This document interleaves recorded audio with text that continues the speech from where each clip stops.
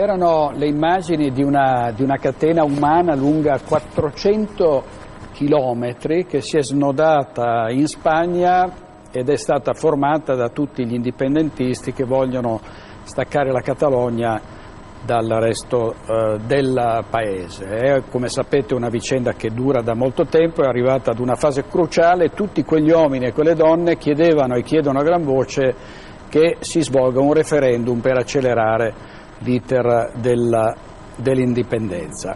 Cosa sta accadendo in Veneto? In Veneto si parla di indipendenza perché martedì questo prossimo il Consiglio regionale del Veneto è stato chiamato a pronunciarsi sulla stessa cosa, cioè se va fatto o non va fatto un referendum tra i veneti che devono esprimersi se sono favorevoli o contrari a questo progetto indipendentista. Come voterà il Consiglio regionale? Pare che arrivino ordini dall'alto, da Roma, verso i partiti che pur sono rappresentati da uomini che alcuni contrari, altri invece favorevoli, insomma arrivano questi ordini, di questo si sta parlando e quindi è una grossa incognita, è un momento comunque importante. Si tratta soltanto non di varare l'indipendenza, si tratta di fare dire alla gente quello che pensa, un esercizio,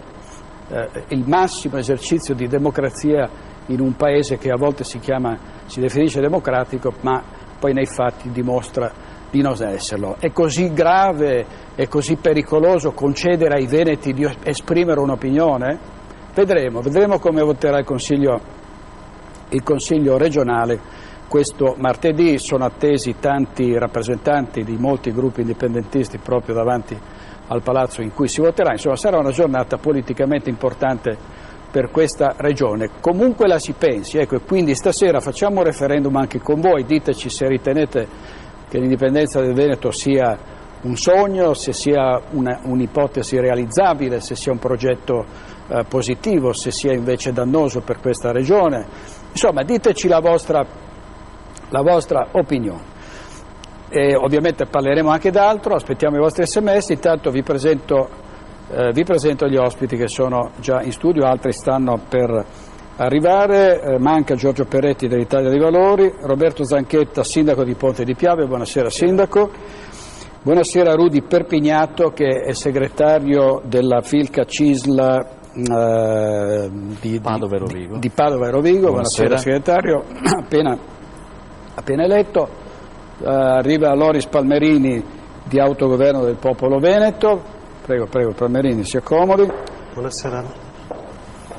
Luca Azzano Cantarutti, avvocato, presidente di Indipendenza Veneta. Buonasera Presidente.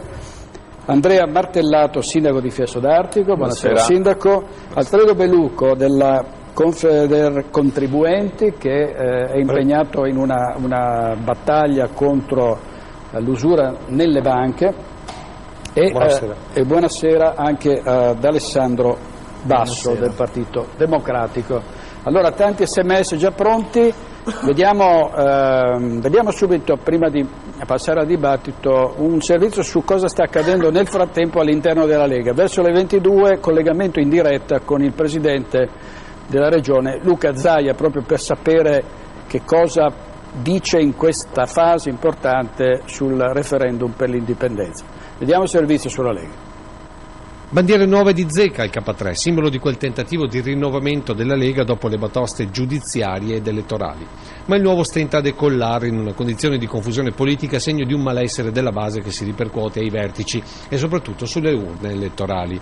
L'ultimo colpo di scena è la presa di posizione di Federico Caner, consigliere regionale e fedelissimo della prima ora del neosegretario nazionale Flavio Tosi. Abbiamo bisogno di fare un pool e partire dalle idee, non più dal leader carismatico che guida il movimento, perché l'idea della Lega non è morta, perché se il 77% dei veneti con sondaggio SVG dice che la questione settentrionale esiste ancora, significa che questo sentimento c'è, è latente, va interpretato, ma va interpretato con progetti. Una linea che verrà discussa negli incontri già stabiliti per le prossime settimane in vista del congresso federale che vede Maroni dimissionario, forse in relazione ai svariati dissensi interni su linee e obiettivi di partito. È tutta la Lega che si deve trasformare, riunirsi in congresso, tirar fuori una tesi congressuale, un'idea dove andare. Io per esempio penso a una cosa, che il progetto della macro regione non è molto capibile, la gente non lo capisce.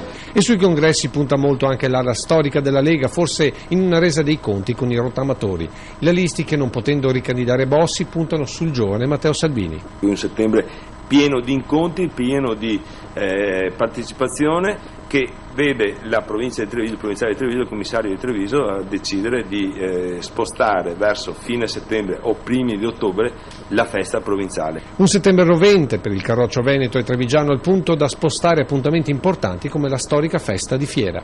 Io vedo in Salvini un leader che può prendere l'eredità storica. Non entro nel merito di Bossi o di Maroni, non voglio fare le contrapposizioni. Penso che questa sia la terza via che possa veramente traghettare in maniera definitiva la vecchia Lega verso la nuova Lega. Più di qualcuno vede in questi slittamenti una vera e propria conta tra le correnti, con i maroniani in svantaggio, pronti a puntare su Zaia se Tosi dovesse passare a via Bellerio. Io credo che Zaia comunque sia un punto di riferimento a livello amministrativo e di conseguenza lo diventa anche a livello politico.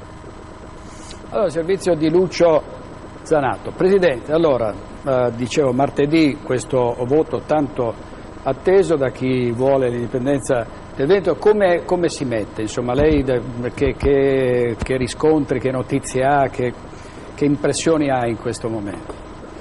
Buonasera intanto a tutti. L'impressione fondamentale, direttore, è quella che tutti ormai colgono l'importanza dell'appuntamento di martedì. Martedì non è una votazione qualunque, non è una votazione in cui si va a decidere se costruire o meno una nuova scuola, una nuova strada, non è un'azione amministrativa, ma è una decisione politica che può portare, e noi naturalmente auspichiamo che porti il Veneto verso una direzione ben precisa, la direzione che dopo anni di rivendicazioni purtroppo doverose ma fallite, porti il Veneto verso quella che è l'unica via d'uscita dalla situazione attuale, che è quella dell'indipendenza. Attenzione, sono d'accordo con quello che sottolineava lei prima, questo è certamente solo un passo intermedio, perché non stiamo ragionando se fare o meno l'indipendenza del Veneto, stiamo ragionando semplicemente se consentire ai veneti un esercizio, vorrei dire elementare, di democrazia, cioè votare. Siete d'accordo o meno, volete o meno che il Veneto diventi una repubblica indipendente e sovrana?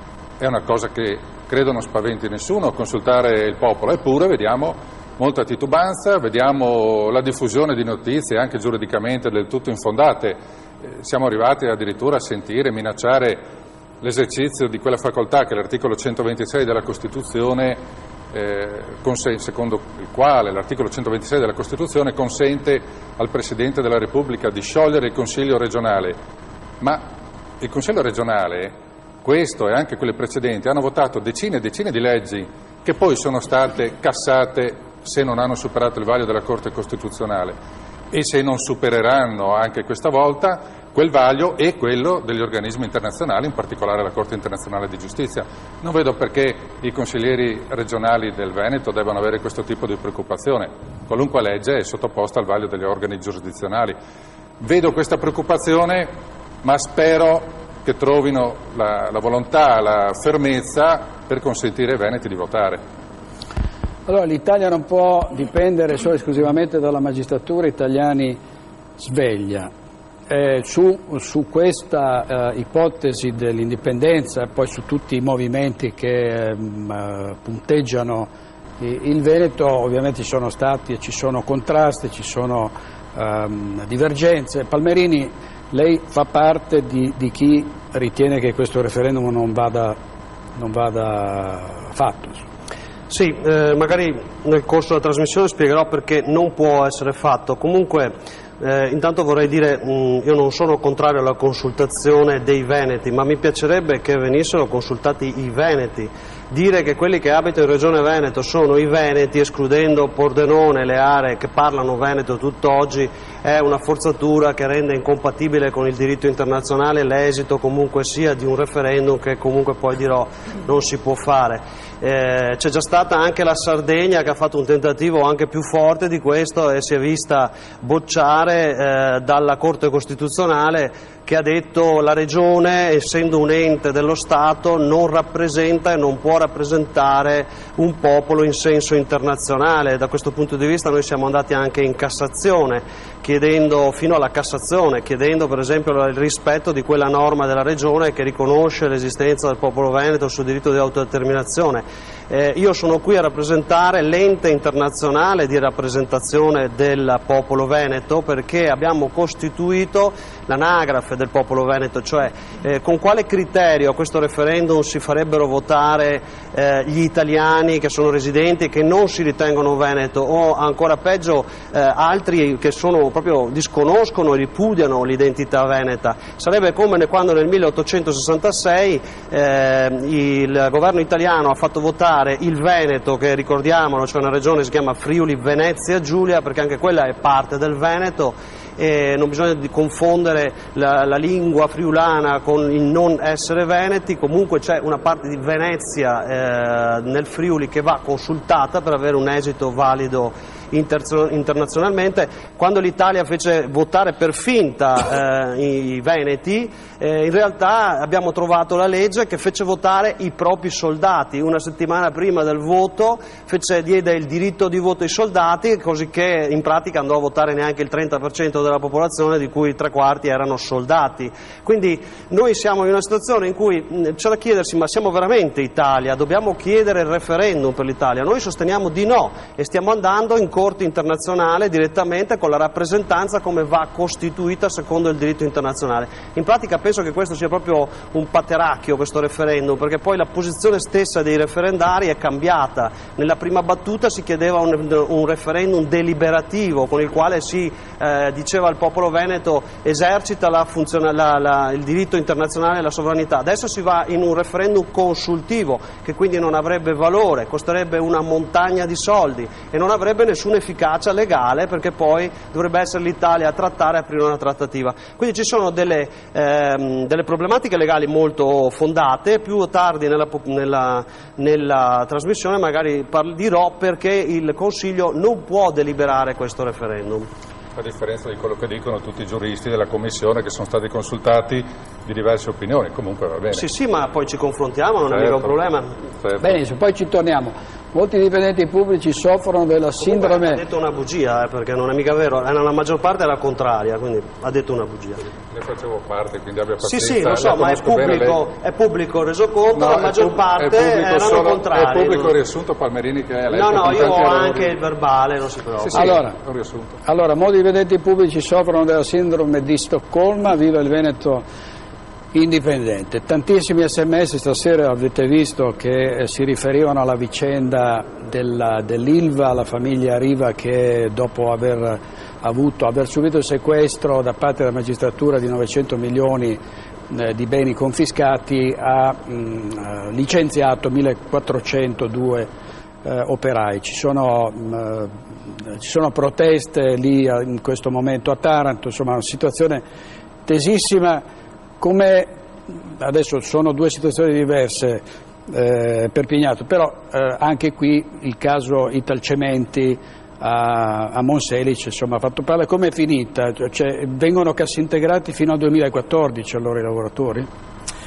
Sì, il caso Italcementi è molto drammatico, nel senso che appunto a gennaio del 2013 abbiamo siglato a livello nazionale un accordo con la società in cui praticamente il cosiddetto progetto 2015, che doveva appunto traghettare, visto le complicazioni sia del mercato del cemento, che dal 2007 al 2012 è calato di più del 50%, sia per questioni di ostilità del territorio verso questo tipo di produzione, aveva portato questo progetto 2015 che permetteva di traghettare fino a gennaio 2015. In realtà le cose adesso sono ancora molto incerte, purtroppo. C'è stato per fortuna un intervento anche del sindaco di Monselice, anche dello stesso governatore Zaia. Martedì noi siamo stati come lavoratori e organizzazioni sindacali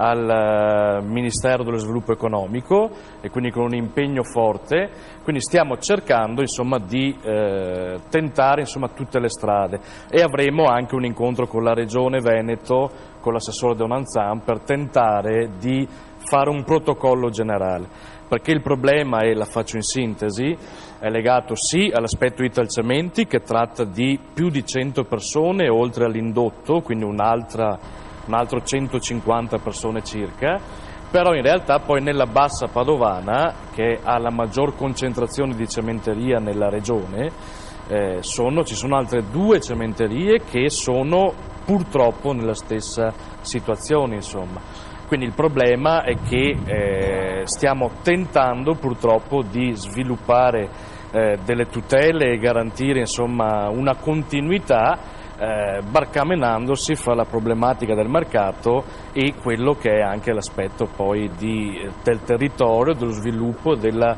tutela dell'ambiente e della salute di tutti i cittadini.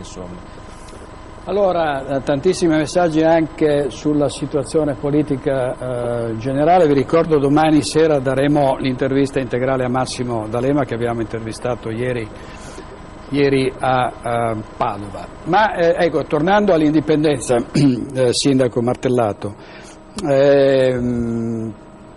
oggi il PDL ha detto a Zaia: ci dica come dobbiamo votare, perché all'interno del PDL, anche all'interno del centrodestra, ci sono, sia pure in un partito che appoggia la Lega, che è favorevole all'indipendenza, ci sono delle voci discordanti. Secondo lei che vivendo come altri sindaci sul territorio avete il polso della situazione, parlate con i cittadini, l'indipendenza secondo lei viene, in particolare il referendum, stiamo parlando del referendum per l'indipendenza, viene vista come l'occasione di esprimersi, viene vista comunque con diffidenza, con ottimismo, con la voglia di cambiare? Che riscontri ha, Sindaco? Purtroppo credo che lo strumento di referendum oggigiorno abbia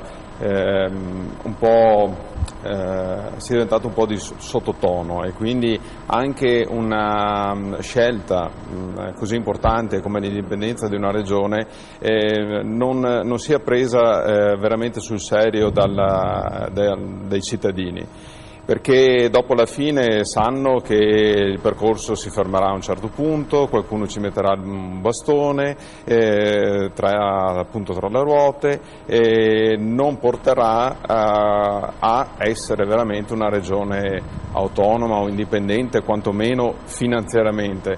Si sperava che appunto l'aspetto finanziario fosse tale, ma noi sindaci vediamo oggigiorno che non riusciamo nemmeno più a programmare, non solo ad avere le risorse, ma nemmeno a programmare, perché non sappiamo se ci arriveranno, come ci arriveranno, quante ci arriveranno. E stiamo parlando a settembre, che ci mancano 3 mesi a arrivare alla fine dell'anno. Non sappiamo, abbiamo bloccato tutte le spese, seppur possiamo dire tutte, che ormai sono esigue e quasi obbligate, proprio a fronte di non sapere come andrà a finire la questione IMU. E allora vedere in un referendum sull'indipendenza sicuramente il cittadino vede uno spiraglio, vede un punto nel tunnel che può dire riusciamo a venirne fuori, ma personalmente credo sarà difficile arrivare alla fine del tunnel e quindi credo sarà proprio uno strumento che ha perso di valore proprio perché abbiamo visto i precedenti che non hanno mai dato seguito alla scelta dei cittadini se non per alcuni, insomma. Avvocato, su questo, su quello che dice il sindaco a proposito... Non si può non essere d'accordo in uno Stato che si è comportato da Baro fino ad oggi come l'Italia. Tutta una lunga teoria di referendum, come diceva giustamente il sindaco, sono stati disattesi. Avevamo abolito il Ministero dell'Agricoltura, ci siamo ritrovati il Ministero delle Risorse Agricole, abolito il finanziamento dei partiti, abbiamo visto come è stato addirittura aumentato questo finanziamento. Certo che questo avviene in un ordinamento come quello italiano, dove la volontà dei cittadini non è mai stata rispettata. Una ragione in più, tutte le ragioni in più che diceva il sindaco, lo sottoscrivo in pieno, per cercare di trovare la soluzione ai problemi, perché quando il sindaco dice non sappiamo a settembre quanti soldi abbiamo a disposizione per quest'anno e mancano 3 mesi alla fine dell'anno, ma viva Dio, i problemi li conosciamo tutti, perché se cominciamo a denunciare i problemi siamo certamente tutti d'accordo, la situazione drammatica delle imprese e conseguentemente dei lavoratori. Detto questo, le soluzioni quali sono? Perché sono 30 anni che io sento parlare di soluzioni che vanno dal federalismo al federalismo a geometria variabile, che vanno a una maggiore autonomia. Risultato, dopo 30 anni, siamo onesti intellettualmente, prendiamo atto che la situazione non è risolvibile con gli strumenti attuali. Chiunque governi in Italia, vediamo anche gli SMS, chiunque governi in Italia si trova nella situazione di non avere gli strumenti per modificarla questa situazione. Allora, perché invece di cercare di ristrutturare una casa che non sta più in piedi, un rudere in rovina, non prendiamo un bel terreno vergine e costruiamo una casa nuova con tutti i crismi che ci consentono di dire questa è la miglior casa che oggi possiamo avere a disposizione? Allora, Cantarutti citava proprio il finanziamento pubblico ai partiti, si è continuato a parlare di una riforma che doveva essere varata per abolirlo, per modificarlo, ancora una volta un ennesimo e abbastanza indecente rinvio perché il finanziamento pubblico se lo vogliono tenere. Sentiamo cosa dicono a riguardo i bassanesi. Si resta allibiti quando si parla di 150 milioni, 180 milioni, 70 milioni a piccoli partiti che non esistono più. Assieme alla riforma elettorale doveva essere uno dei punti cardine del governo Letta, una delle poche essenziali cose da fare prima di tornare al voto.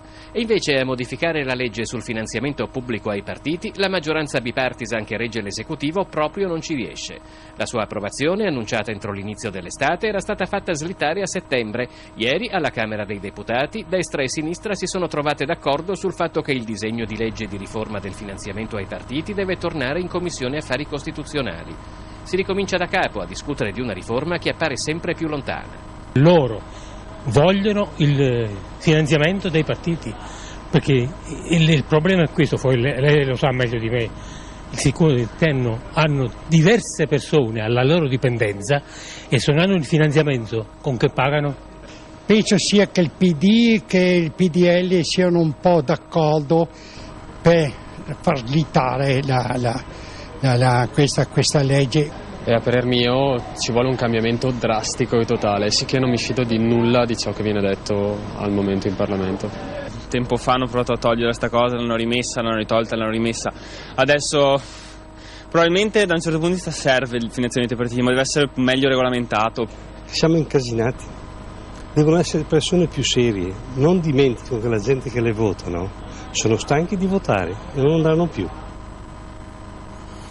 Allora Roberto Zanchetta, sindaco di Ponte di Piave, questo voto secondo lei che risultati avrà? È difficile dirlo, non abbiamo la palla di cristallo, ma insomma la sfera di cristallo, ma molti sono ottimisti, molti altri sono pessimisti perché appunto si parla di pressioni che starebbero arrivando dalla partitocrazia, no? Ma io, buonasera a tutti, intanto sono molto disincantato sul tema, ho seguito leggendo sulle cronache dei giornali il pre-dibattito che c'è stato quest'estate, a cavallo tra luglio e agosto c'è stato già un primo passaggio in Consiglio regionale che non ha sortito grossi, anzi i resoconti giornalistici sono stati piuttosto critici perché si è parlato di poco o di nulla, almeno questo è emerso sui giornali. Dopodiché il passaggio di martedì sarà più sostanziale, quindi massimo rispetto per lo strumento referendario che è il principale strumento di democrazia diretta in mano ai cittadini. Sono disincantato perché mi trovo intanto in linea con il collega, sarà perché siamo tutti e due sindaci, comunque è la prima volta che ci vediamo questa sera, però condivido molto quello che è stato sottolineato dal collega di Fiasso d'Artico. Noi abbiamo problemi molto più stringenti di attualità concreta, di amministrazione delle nostre risorse. Ieri sera io ho approvato il mio bilancio, quindi 12 settembre 2013, mai come quest'anno si è avuto un rinvio del termine ultimo per approvare i bilanci 30 novembre. Praticamente a dicembre, in sostanza, un'amministrazione comunale è ancora legittimata a fare il proprio bilancio preventivo. Per programmare non si sa cosa perché siamo già alla fine dell'anno, quindi abbiamo ben altri problemi, ben più stringenti, di stretta attualità. Il mio giudizio complessivo, al di là di pronostici o di giocare chi vince, chi perde, la mia impressione è questa. Io ho visto anche alle recenti elezioni amministrative il movimento verso il quale provo il massimo rispetto, la massima stima, è quello dell'autonomia veneta, no? Antonio Guadagnini è spesso vostro ospite, è uno degli artefici, uno amico anche che conosco da tempo, ma se io mi dovessi basare sui risultati concreti che ha fatto registrare comune per comune il movimento Indipendenza Veneta, lascio a voi i commenti, perché mi pare che il risultato più eclatante lo sia avuto a Vedelago, dove la sindaca Andretta, se non sbaglio, sì, Cristina Andretta, collega, ha avuto un ottimo successo, ma in tutti gli altri comuni proviamo a mettere assieme i 2, 3, 4, anche la stessa Bellon che è stata candidata a Treviso pareva che facesse sfracelli o che, non dico diventasse candidato sindaco perché non godeva dei pronostici, però alla fine questo è stato il risultato. Quindi io, se trasferisco questi singoli risultati parcellizzati sul territorio, li porto su scala più grande, regionale, dico, probabilmente la gente non ci crede. Ecco, su questo, avvocato, e anche Palmerini, insomma, che opinione... No, ma vede, un conto è trovarsi sulla scheda elettorale 10, 15, 20, 24, mi pare fossero le politiche, simboli elettorali, ma su una scheda elettorale dove ciascun cittadino veneto è chiamato a dire sì o no, una scelta secca. C'è qualcuno tra gli opinionisti, lo chiedo al sindaco, lo chiedo al direttore, c'è qualcuno tra gli opinionisti che veramente ritiene che le possibilità di successo del sì siano minime? Credo che tutti gli opinionisti che ho letto, di cui ho sentito parlare, tutte le società che hanno effettuato sondaggi, hanno concluso per una secca e schiacciante vittoria del sì. Massimo Cacciari, da ultimo, in una battuta, penso la ricorderete tutti, intervistato in televisione, ha detto: ma è inutile far votare i veneti, sappiamo tutti che voterebbero in stragrande maggioranza sì all'indipendenza. Poi c'è chi sostiene che non si debba votare perché il popolo sbaglia, come qualcuno ha detto nel Consiglio regionale scorso del 30 di luglio. Francamente credo che la questione indipendenza, ripeto, sia in questo momento la soluzione che viene proposta ai problemi che tutti avete lamentato e sui quali siamo tutti d'accordo. Chiedo, ma sommessamente, c'è qualcuno che vuole proporci una soluzione diversa che possa stare in piedi? Sì, certo. No, lei sostiene che siamo già indipendenti. Io la dico per i sindaci, l'ho già detto 1000 volte anche italiana, la rispetto finché ci siamo. Grazie al direttore ho potuto dire più volte che, per esempio, i sindaci, invocando la Carta europea sull'autonomia degli enti locali, che è una legge ratificata dalla Repubblica Italiana ed è una legge del Consiglio d'Europa, quindi prevale sulle norme europee e sulle norme dell'Italia, possono dire che all'interno del loro budget possono fare quello che vogliono e lo Stato non deve intervenire. Cioè il principio della Carta è che una volta assegnate le competenze lo Stato, uno, deve garantire i fondi per esercitarli, e sappiamo che non è così, perché molti comuni vivono di previsioni di multe, di debiti con le banche, quindi lo Stato è gravemente inadempiente, e assolutamente lo Stato non poteva, in base a questa norma, per esempio ridurre i numeri di consiglieri o i numeri di assessori, imporre, come vuole fare adesso, che in caso di vendita di un bene pubblico devi dare il 10% allo Stato, non può cancellare le province, e in base a questo, attraverso il comune di Limena, abbiamo fatto saltare la cancellazione delle province. Siamo stati noi, invocando queste norme, invocando la Costituzione. Gli strumenti ci sono, purtroppo manca la scuola politica, manca la scuola di formazione, di amministrazione d'affari come c'è in Francia. Di conseguenza le soluzioni concrete per il subito ci sono. Per esempio il Consiglio regionale potrebbe fare delle delibere quando sarà passata questa ubriacatura del referendum, che non serve perché poi non è deliberativo, è solo consultivo, e anche dal punto di vista internazionale illegale. Quando sarà passata questa ci metteremo al tavolo con le soluzioni concrete che il Consiglio regionale può per risolvere la crisi. Ce ne sono diverse di normative che si possono invocare per dare autonomia, e autonomia di bilancio soprattutto, a questi poveri comuni che i sindaci sono crocifissi quando gli imprenditori addirittura si sparano. Ma il problema è che stiamo perdendo tempo con una strada impossibile, illegale e comunque non valida. Cioè, se vogliamo andare in guerra contro questo mostro invasore e illegale dell'Italia, allora dobbiamo essere più preparati di loro. Non possiamo andare lì che poi facciamo una delibera e ce la cancellano il giorno dopo perché è contraria a certi ordinamenti, è contraria allo statuto, è contraria a certe cose. Lo vediamo. Quale statuto? Magari lo dico più tardi, va bene? Le risolvo la sorpresa. Statuto. Allora, prima di tornare, intanto vi presento Giorgio Peretti dell'Italia dei Valori. Buonasera a tutti. Buonasera. Parliamo anche di banche, no? Di Belluco. Lei ha organizzato manifestazione davanti a una filiale della Banca Popolare di Verona, per quali motivi? Molto semplice, perché questa banca, ma anche altre, ma questa in modo particolare, si fa dare e promettere vantaggi usurari, ovvero, faccio un piccolo esempio, per indennità di sconfinamento, loro la chiamano così, da 0 a 5.000, chiedono 10 euro al giorno. Allora, se facciamo una semplice somma, vengono fuori 3.650 euro l'anno.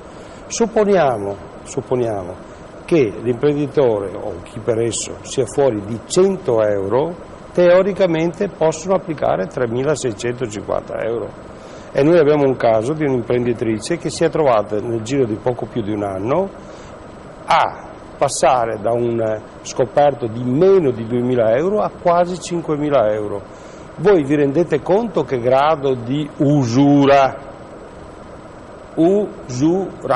che è stato applicato in questo conto corrente? Noi l'abbiamo fatto esaminare da ben 2 periti tecnici contabili, 2, uno di Chieti e uno di Padova, e sono uscite devastanti applicazioni di usura. Va bene? Ma non c'era la necessità di fare la perizia, bastava solo vederlo a occhio, perché come si fa a applicare 760 euro a trimestre, in un trimestre, in uno scoperto di meno di 2.000 euro? È una follia pura, ma questa è una cosa, è un caso emblematico. Noi esaminiamo centinaia e centinaia di conti correnti e sul 95% dei casi, non solo della Banca Popolare di Verona, ma anche delle piccole banche di credito cooperativo, troviamo devastanti tassi di usura. Abbiamo anche le sentenze, e qui lo posso dire perché è pubblicata sul mio sito alfredobelluco.it, ed è una sentenza passata in giudicato perché non è stata appellata dalla banca, dei Colli Euganei, banca di credito cooperativo dei Colli Euganei di Lozzo a Testino, che è risultata applicare il 58,98% massimo per 18 trimestri su 18. Va bene? Un debito che era di 108.000 euro secondo la banca è stato ridotto a 34.000. non stiamo parlando di 1.000 euro, di 2.000, ma abbiamo casi anche 39 che chiede la banca, 93 li ha dovuti dare, 180 li chiede la banca e 150 ce li ha dovuti dare. Io stesso ho al mio attivo 5 sentenze contro la Cassa di risparmio del Veneto, adesso prima della Cassa di risparmio. Qui ci troviamo di fronte a un colossale furto nei confronti delle aziende venete, per almeno, secondo le nostre valutazioni, ma non solo le nostre, di 40 miliardi di euro. Qui non ci sarebbe la necessità di fare l'indipendenza o fare qualunque altra cosa se ci dovessero restituire questi soldi. Il Veneto Sviluppo, diciamo così, ha a disposizione qualche decina di milioni di euro. Ma ci rendiamo conto cosa ci hanno derubato queste benedettissime banche? Hanno barato sui conti, hanno conteggiato spese, oneri, commissioni, remunerazioni a qualsiasi titolo, le hanno enucleate in qualunque maniera e poi noi ci siamo trovati a pagarle e dopo alcuni anni ci siamo resi conto, con le perizie, non le nostre, quelle dei tribunali e le sentenze dei tribunali, che ci avevano letteralmente derubato. Allora io vi invito tutti imprenditori, alfredobelluco.it, noi come Confedercontribuenti facciamo l'analisi gratuita dei conti e verifichiamo se le banche si sono comportate scorrettamente. Come ho detto, al 95% dei casi le abbiamo beccate con le dita nella marmellata, va bene? E come ho detto abbiamo risultati notevolissimi. Vi invito a fare queste analisi perché ne scoprirete delle belle. Abbiamo scoperto il caso di un suicida che due banche chiedevano, una 54.000 e un'altra 40.000, quella da 54.000 secondo i nostri conteggi ne deve dare 277.000 e quello di 40.000 ne deve dare l'altra 407.000. Vi rendete conto se si suicidava questo signore qua, se sapeva questa cosa qui? Allora, grazie intanto Bellucco. Vediamo, mentre appunto siamo in questa situazione, mentre l'Europa bacchetta nuovamente l'Italia dicendo che si rischia di superare il 3% del debito sul PIL e Letta invece rassicura e tanti altri dicono no, non siamo messi così male, cosa fa lo Stato? Taglia i tribunali, non taglia i privilegi, non taglia i posti dei parlamentari, non taglia i ministeri, taglia i tribunali, tra questi Bassano del Grappa che muore domani a mezzanotte. Vediamo come sarà, ci sarà anche un funerale nella città degli Alpini. Dobbiamo ammetterlo, con oggi si chiude una pagina di storia della città di Bassano. Chiude inesorabilmente il Tribunale. Dalla mezzanotte di oggi scatta l'ora X per la riforma della geografia giudiziaria, chiudono i battenti centinaia e centinaia di uffici giudiziari, sulla carta 30 tribunali, altrettante procure, 220 sezioni staccate e 667 uffici del giudice di pace. Tra questi c'è il Palazzo di Giustizia di Bassano. Chi si sente penalizzato dalla riforma non è intenzionato a cedere o tacere. In più occasioni il presidente del Veneto, Luca Zaia, ha urlato a gran voce che il Tribunale di Bassano non deve chiudere, ma non è servito a nulla. Gli avvocati si sentono completamente allo sbando. In molte città d'Italia interessate dalla riforma oggi si sono svolte manifestazioni di protesta anche molto cruente e stasera anche Bassano manifesterà con un corteo funebre organizzato in occasione della morte del Tribunale ma soprattutto della giustizia. Il personale, la cittadinanza, gli avvocati sono lasciati proprio allo sbando, allo sbaraglio, perché non abbiamo alcuna certezza di cosa succederà lunedì. Sappiamo soltanto che domani il Tribunale è chiuso e lunedì è chiuso e martedì vedremo. È un po' la morte, la sconfitta di tutti noi, diciamo, ecco, non dei politici ma della politica che non ha saputo contrastare il governo che è andato avanti senza ascoltare minimamente le richieste da parte della cittadinanza. Avvocati, sindaci, cittadini dunque questa sera per l'addio al Tribunale. Forse saremmo dovuti, non so, andare a Roma, incatenarci, fare manifestazioni più forti, ormai è tardi per poterlo dire. E questa era Morena Martini, sindaco di Rossano Veneto. Alessandro Basso, Partito Democratico, un giovane esponente del PD, posso chiederle, lei è un renziano, un civatiano, un bindiano? un Dalegnano, guardi, un Bersaniano. Guardi, io alle primarie di dicembre ho votato convintamente per Bersani, dopodiché io credo che lui non sia riuscito a far trasparire quel messaggio di forte rinnovamento che anche con lui in realtà c'è stato, perché basta ricordare che su oltre 400 parlamentari più sono stati valorizzati nella maggior parte dei casi esponenti delle amministrazioni locali. Basta pensare a Floriana Casellato, che è sindaco di Macerata, a Laura Puppato, che è stata sindaco di Montebelluna, o la Simonetta Rubinato, che è sindaco di Roncade. Di conseguenza io credo che Bersani non sia stato in grado di veicolare questo messaggio di cambiamento, però adesso io credo che quello che più di tutti possa rappresentare il cambiamento che i cittadini richiedono sia il sindaco di Firenze, Matteo Renzi. Senta Basso, ma lei sull'indipendenza come la pensa? Guardi, io sull'indipendenza... Un referendum per l'indipendenza, anzi direi più correttamente.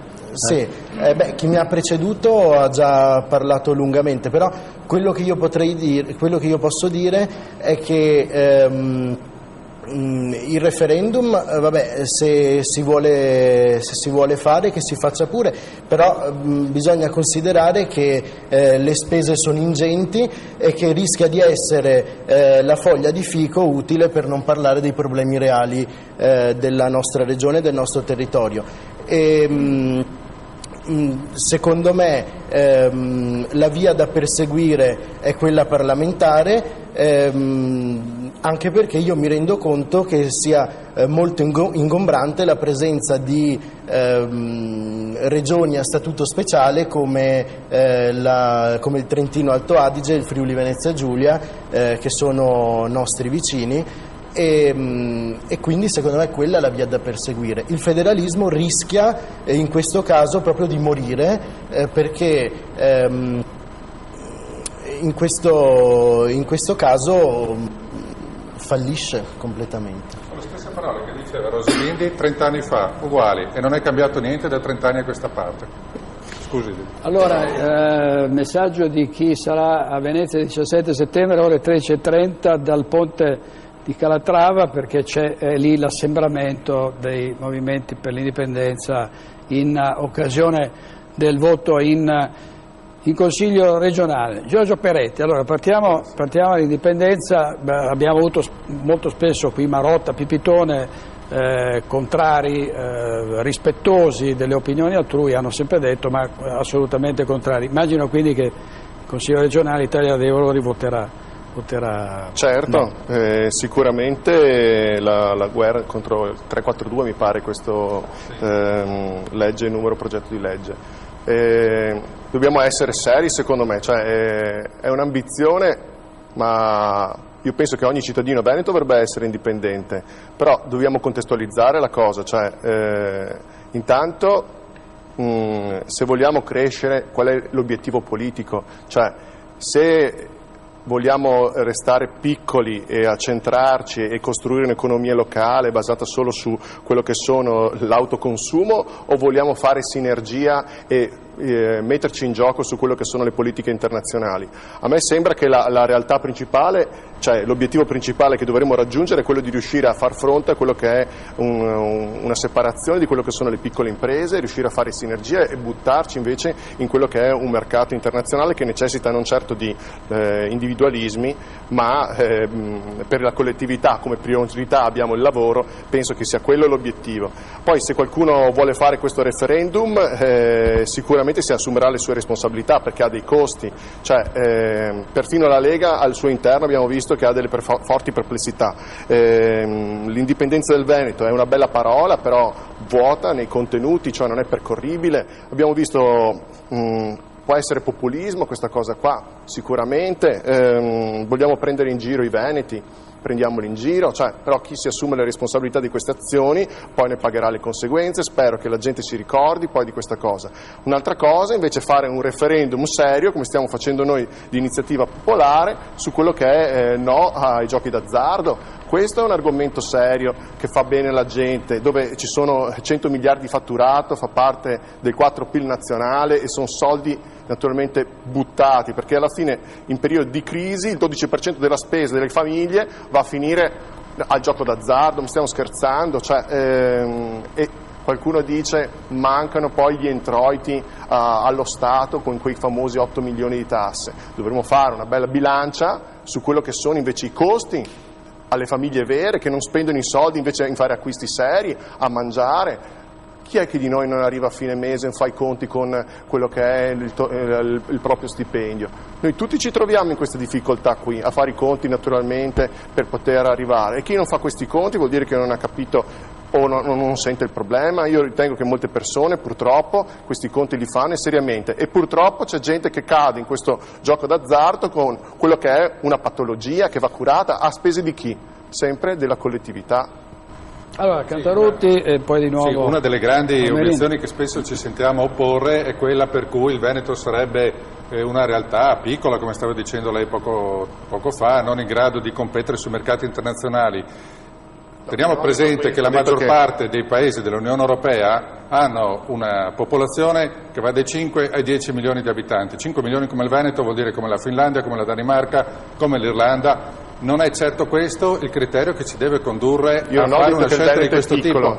Qui stiamo ragionando della possibilità del più elementare esercizio di democrazia. Quello che i suoi colleghi di partito, ricordo la discussione del 28 novembre sulla risoluzione 44, hanno bocciato dicendo non si deve far votare il popolo perché il popolo sbaglia. Vi porto l'esempio del processo a Gesù Cristo e agli altri del Consiglio regionale. Volete Gesù o Barabba libero? Barabba. Questa è la prova che il popolo sbaglia. Queste sono le argomentazioni portate da un consigliere regionale contro il referendum, consigliere regionale allora dell'Italia dei Valori. Stiamo ragionando di un esercizio di democrazia. Quanto alle spese, diceva chi si assume la responsabilità, qui stiamo ragionando di trovare, ripeto, le soluzioni per quelle che sono le soluzioni radicali per i problemi del Veneto. Ci vogliono grandi uomini in grado di assumersi la responsabilità di decisioni. I piccoli uomini in questo momento devono stare fuori dalla storia, costruire la storia, questo ci aspetta, passo dopo passo, nella legalità, nel rispetto di tutti, soprattutto delle istituzioni. Ci vogliono grandi uomini. Noi confidiamo che martedì al Consiglio regionale ci troviamo davanti, da una parte e dall'altra, degli uomini in grado di effettuare le scelte. Senta, Avvocato, poi le do la parola, Palmerini. Purtroppo è un obiettivo sfumato. Una delle argomentazioni di chi dice ma l'indipendenza è difficile è quella della mancata unità dei movimenti. No, non c'è un'unica bandiera, ci sono tanti gruppi. Secondo lei si arriverà... Siamo già arrivati, abbiamo costituito per l'appunto tutti, non solo i movimenti politici indipendentisti, ma anche tutte le associazioni culturali, storiche, identitarie del Veneto. Abbiamo costituito un cartello presentato tra l'altro proprio nella sede del Consiglio regionale Veneto circa un mese fa. Quindi Veneto Stato, Reise Venete. No, cioè. Veneto Stato, Liga Veneta Repubblica, Reise Venete, Pasqua Veronesi, 16° Treviso, ovviamente Indipendenza Veneta che ne è stata la promotrice, un cartello di tutte le forze politiche e culturali che di fatti martedì sfileranno insieme sotto la bandiera del Veneto Decida. Pro referendum, non sto parlando di pro indipendenza, quello appartiene al foro interno di ciascuno di noi. Pro referendum, il Veneto decida, poi i veneti possono decidere del proprio futuro, ci mancherebbe altro. Allora, purtroppo effettivamente in Consiglio regionale probabilmente grandi uomini ce ne saranno gran pochi, soprattutto quando verranno a sapere che votando quel referendum si assumerebbero il costo di tasca loro. Ha già costituito un comitato. Bene, oltretutto costerebbe una follia quando... Ma posso parlare, avvocato? Avvocato, sì, lei è un penalista, di internazionale non ne sa un H, poi alla fine... Lei che cos'è? Allora, avete cominciato dicendo il referendum verrà appoggiato dall'Unione Europea. Avete spacciato con una bugia una frase di Barroso, e quando invece lo statuto il trattato di Lisbona dice assolutamente che l'Europa garantisce l'integrità territoriale. Non avrete mai nessuna sponda dall'Unione Europea, e avete poi cominciato, avete cambiato da referendum per deliberativo a referendum consultivo. Questa sera propositivo, questa sera andrà a casa senza referendum, stia tranquillo che poi gliela servo fredda.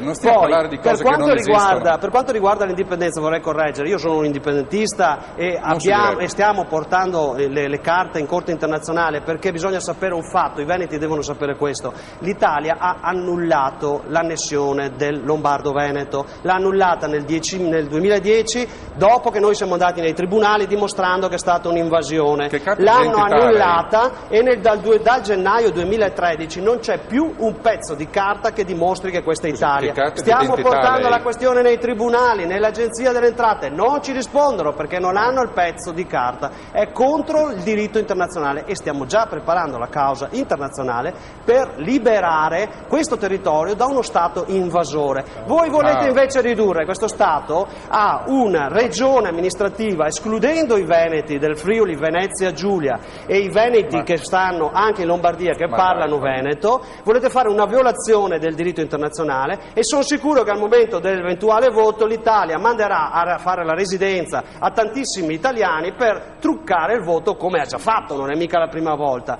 Quindi il problema è che l'indipendenza è la cosa più importante di cui discutere, perché questo paese è morto sui bilanci, è morto con il debito pubblico, è morto per una classe politica che non è in grado di gestire un territorio così complesso, delicato anche dal punto di vista ambientale, e soprattutto perché non è in grado questa classe politica, se non di fare i servi delle banche, di andare a tagliare quegli sprechi come le guardie forestali, eccetera eccetera. Inutile che lo dico, l'ho detto 1 milione di volte, i falsi invalidi eccetera. Il parassitismo è venuto fuori adesso che Veneto, Friuli ed Emilia sono le uniche regioni che crescono dal punto di vista dell'export, però stiamo diventando solo servi dell'estero, perché non c'è più benessere per i veneti, è finita, non ci sarà più benessere finché noi siamo con l'Italia. Ma per arrivare all'indipendenza ci possiamo arrivare 6 mesi se non perdiamo tempo con strade che non sono praticabili dal punto di vista del diritto. Sarà per questo che non mi si è voluto né la commissione di studio né a Raise Veneta a studiare a discutere la festa dei Veneti, perché io gli elementi di diritto li metto sul tavolo, e quindi io sono andato di fronte ai magistrati con queste cose qui, non faccio un esercizio di scuola. Io ho rischiato l'imputazione all'ergastolo per aver sostenuto che siamo il governo sovrano, e però sono stato assolto, sono stato archiviato, a dimostrazione, visto che il magistrato ha l'obbligo dell'azione penale, che quello che dico è assolutamente vero. Il problema è che la Regione Veneto e i politici che sono dentro la Regione Veneto stanno facendo gli interessi dell'Italia non applicando le norme internazionali. Su questo ci discuteremo dopo che il referendum sarà smascherato stasera, e poi anche il 17. No, voglio dire, se ragioniamo dicendo l'Italia è uno Stato invasore, noi siamo già indipendenti, alzo le mani perché non ho argomenti su cui ribattere. Purtroppo, no, è vero, purtroppo mi ritrovo con la carta di identità italiana, e nel rispetto delle istituzioni tutte, da quelle del piccolo comune veneto a quelle della Repubblica Italiana, che non condivido ma assolutamente rispetto, oggi siamo, ci piaccia o non ci piaccia, cittadini italiani. Lo stesso che mi ha preceduto nel parlare ha certamente in tasca la carta d'identità italiana, lo sfido a dirmi qualcosa di diverso. Per modificare questo noi vogliamo passare attraverso la via istituzionale. La via istituzionale, che è stata certificata da tutta una serie di esperti di diritto costituzionale e internazionale, tra cui non c'è una bugia. Lei sta dando del bugiardo a, per esempio, il cronista Priante, che è del Corriere, che ha intervistato uno per uno. Lei dice che la risoluzione che avete votato a novembre, la scritta lei, ce n'è una identica del 98, lei deve averla copiata oppure ha accesso all'iperuranium. C'è una risoluzione del 98 che è identica a quella approvata, quasi identica, ma di 5 righe. Se lei studiasse, com'è possibile? Lei sta dicendo delle cose non vere. Io dico, allora lei sta dicendo che il giornalista del Corriere ha mentito, e siccome l'ho chiamato 3 volte. La risoluzione 44 approvata a novembre ha nelle premesse tutta la risoluzione 42 del 1998. È quasi identica, quindi lei ha affermato in pubblico di averla scritta lei, e non è vero. Certamente non è vero. La risoluzione 44 l'ho scritta io. Ma se è uguale a quella del 42 del 98, cosa ha scritto? 4 righe? È richiamata nelle premesse la risoluzione 42, è scritta da avvocato No, Alessio è proprio Morosini, uguale, non è richiamata, è ricopiata, è un po' diverso. Lei gioca con le parole, lei è abile a giocare con le parole. Palmerini, Tra richiamata e ricopiata c'è una differenza. Studi, che sì, no, studi, sì. Guarda, io invito i veneti a confrontare le due risoluzioni. Quando potrà ragionevolmente discutere di diritto, si presenta ai tavoli istituzionali. Lei, siccome si fa bello del titolo di avvocato italiano che ha giurato fedeltà alla nazione, perché lei ha giurato fedeltà alla nazione italiana quando ha fatto il giuramento, alla Costituzione, certamente, alla nazione, non all'istituzione. Lei ha giurato alla nazione, vede, non sa neanche questo. Lei ha giurato alla nazione italiana, agli interessi nazionali italiani. È molto diverso. Allora, concludo, avvocato, che dobbiamo andare in pubblicità e poi ci sarà solo anche per dire, tra poco lo sentiremo anche dire, presumo dal Presidente Zaia, che l'argomento che viene discusso martedì in Consiglio regionale è: vogliamo fare o non vogliamo fare questo referendum? Se poi qualcuno dirà che questo referendum non gli piace, è incostituzionale, contrario a tutto quello che vuole, farà i passi di impugnazione del caso. Intanto diamo ai veneti la parola. Allora, il messaggio per tutti i veneti che credono ancora all'Italia: andate a studiare la nostra storia di Veneti, la nostra cultura, la nostra lingua, siamo un popolo, la nostra bandiera è San Marco. Andiamo in pubblicità e dopo dovremo avere collegato, se sarà possibile, il governatore Luca Zaia. Tra pochissimo state con noi, grazie.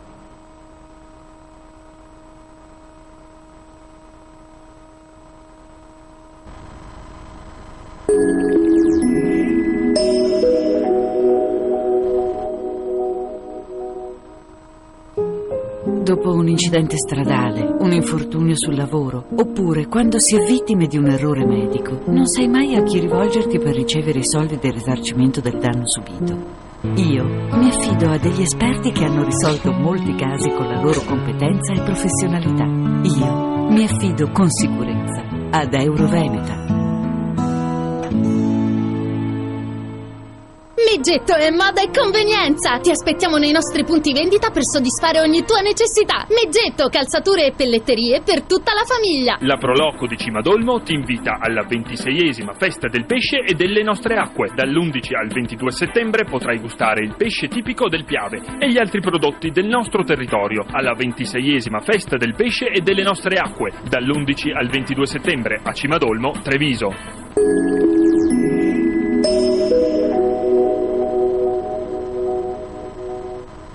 Più ti colori i capelli, più te ne devi prendere cura. Excellence Crème de L'Oréal, con triplo trattamento. Mentre colori i capelli, li protegge con la ceramide, li rivitalizza con la proceratina, li rimpolpa con il collagene. Il colore è 3 volte ricco e 0 capelli bianchi. E con il triplo trattamento di Excellence i castani sono morbidi ed eleganti come seta. Se quello che cerchi è un numero, noi te lo troviamo subito. Chiama 1240, ti diamo tutte le risposte. 1240. Mi occupo di investimenti da sempre e posso dire che ora più che mai ristrutturare la casa è una grandissima opportunità. Oggi puoi contare su importanti incentivi fiscali e su un aiuto in più che Mediolanum offre alle famiglie italiane. Un mutuo di ristrutturazione ad un tasso davvero vantaggioso. Perché per far ripartire l'Italia dobbiamo cominciare dalla cosa più importante: la nostra casa. Banca Mediolanum, costruita intorno a te. DVD, memory card, hard disk, cloud. Prima di conservare i ricordi, bisogna viverli.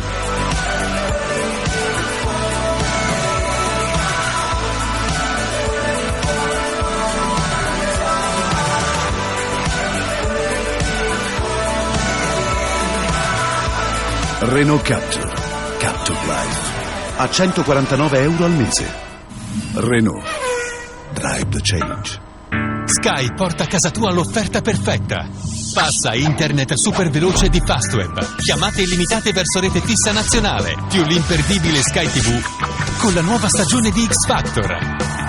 Le sfide ai fornelli di Masterchef su Sky 1 e tutte le serie dei canali Fox in esclusiva. Internet e chiamate di Fastweb e Sky TV a soli €29 al mese. Abbonati subito e risparmia €200 in un anno. Chiamaci 067272.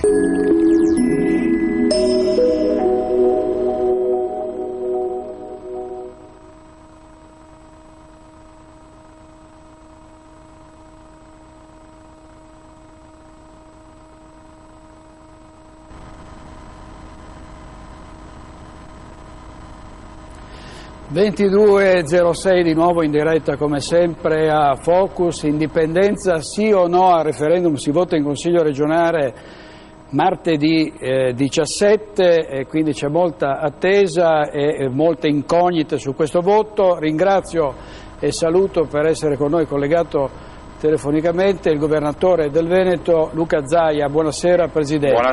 Buonasera a tutti. Presidente, allora si respira una certa tensione intorno a questo voto, in questi momenti si sta parlando di pressioni che sarebbero esercitate dall'alto di vari partiti rispetto ai consiglieri regionali che dovranno votare. Ecco, una sua opinione, insomma, la sua posizione, quella della Lega, che cosa succederà secondo lei martedì?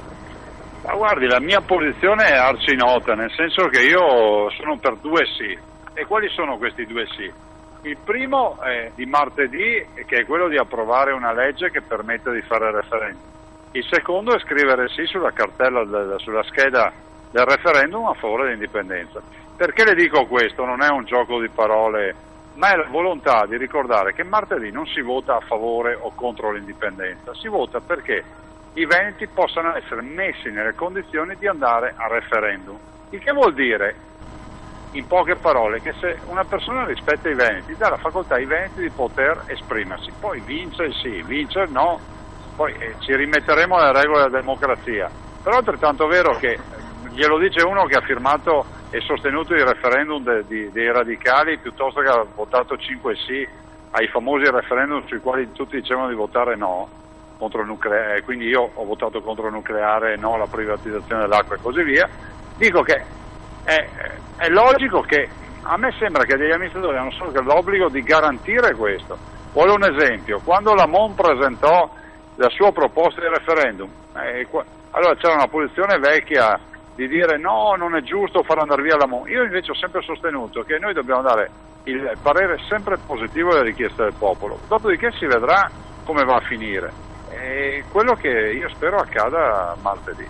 Presidente, allora diciamo la risposta è chiarissima anche agli esponenti del PDL che oggi, vedevo sul Corriere del Veneto, chiedevano a lei di decidere, ma mi pare che lei abbia già deciso da tempo. Ma guardi, io sono molto rispettoso non solo dei consiglieri del PDL ma anche di tutti i consiglieri del Consiglio regionale. Ho un'idea, questo è un tema sul quale ogni consigliere è giusto che porti avanti le sue idee, però prima di fare la campagna elettorale pro o contro l'indipendenza, pur volendo io l'indipendenza, dico a tutti attenzione che stiamo parlando della semplice approvazione di una legge che ci permette di fare il referendum. Poi quando sarà approvata la legge ognuno farà le sue campagne, no? Chi sarà a favore la farà a favore, chi è contro la farà contro. Ma in questa fase c'è qualcuno che vorrebbe non dare la possibilità ai veneti di esprimersi e secondo me questo non è giusto. Sì, in effetti non è affatto democratico, ma rispetto a quanto si sta dicendo riguardo a possibili provvedimenti contro la regione che verrebbe commissariata, il governatore rimosso, tutto questo, che cosa ci dice? Che sto tremando dalla paura, ma si figuri, guardi, io potrei concludere la mia vita come martire, guarda, sarebbe una bella occasione essere esautorato dei miei poteri, eletto direttamente dal popolo con un 64% delle preferenze dei veneti, perché mi sono permesso di portare in Consiglio regionale una legge per chiedere ai veneti se sono a favore o contro l'indipendenza. Se siamo in un paese dove c'è una dittatura, non si è capito da parte di chi, lo facciano, guardi, sto tremando dalla paura. Presidente, un'ultima domanda, tra i molti SMS che sono arrivati, quelli che riguardano appunto le persone che non sono d'accordo con l'indipendenza, dicono ma come si fa a votare l'indipendenza in un Veneto dove ci sono tanti veneti che hanno legami con persone meridionali? Ma guardi, il tema dell'indipendentismo non è antimeridionalismo, le potrei presentare fior di rappresentanti del meridione che sono qui da anni e comunque credono in questa partita. Guardi, cominciamo a interrogarci su un altro tema: perché parliamo di indipendenza in Veneto?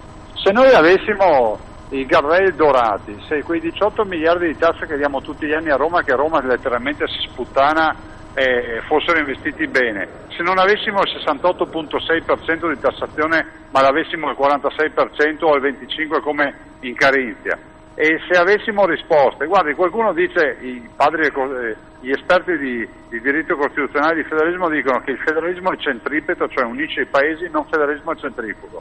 Il nostro paese ha deciso di disattendere i dettami dei padri costituenti. Chi ha scritto la Costituzione del 48 era un autentico federalista e hanno deciso di dar vita a un paese centralista, a differenza che so della Germania. La Baviera esiste perché la Germania è federalista. Se la Germania non fosse stata federalista, molto probabilmente oggi la Baviera sarebbe uno Stato a sé stante. A Roma continuano questa scelta del centralismo, è inevitabile che il Veneto chieda l'indipendentismo. Un'ultimissima domanda, l'altro ieri il Presidente del Consiglio Letta a Venezia con i primi ministri di Slovenia e Croazia, lei come lo vede? Cioè è un aspetto positivo nei rapporti tra quella che dovrebbe essere e sarà una macro regione che è già stata in qualche modo non solo ipotizzata ma progettata, oppure no?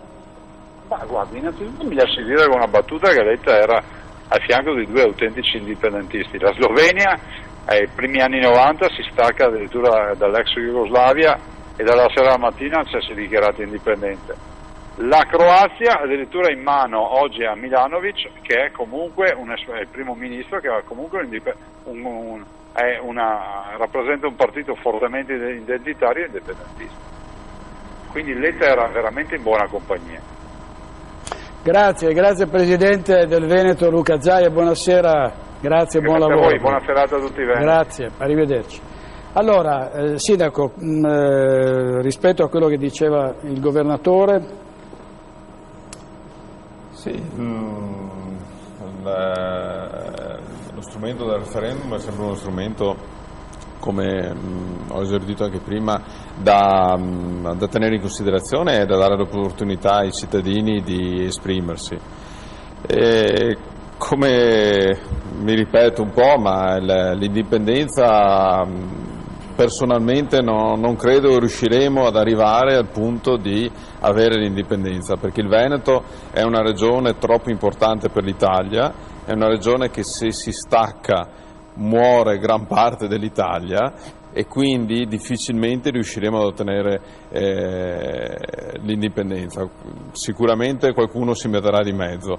Certo, con questo non vuol dire demordere, non vuol dire lasciare incompiuti tutti i passi possibili per riuscire ad ottenere qualcosa per i veneti. Ci basterebbe a oggi, a noi sindaci credo, ci basterebbe la certezza di poter amministrare i nostri territori con le risorse che avevamo almeno 2 anni fa, non voglio esagerare, ma almeno 2 anni fa.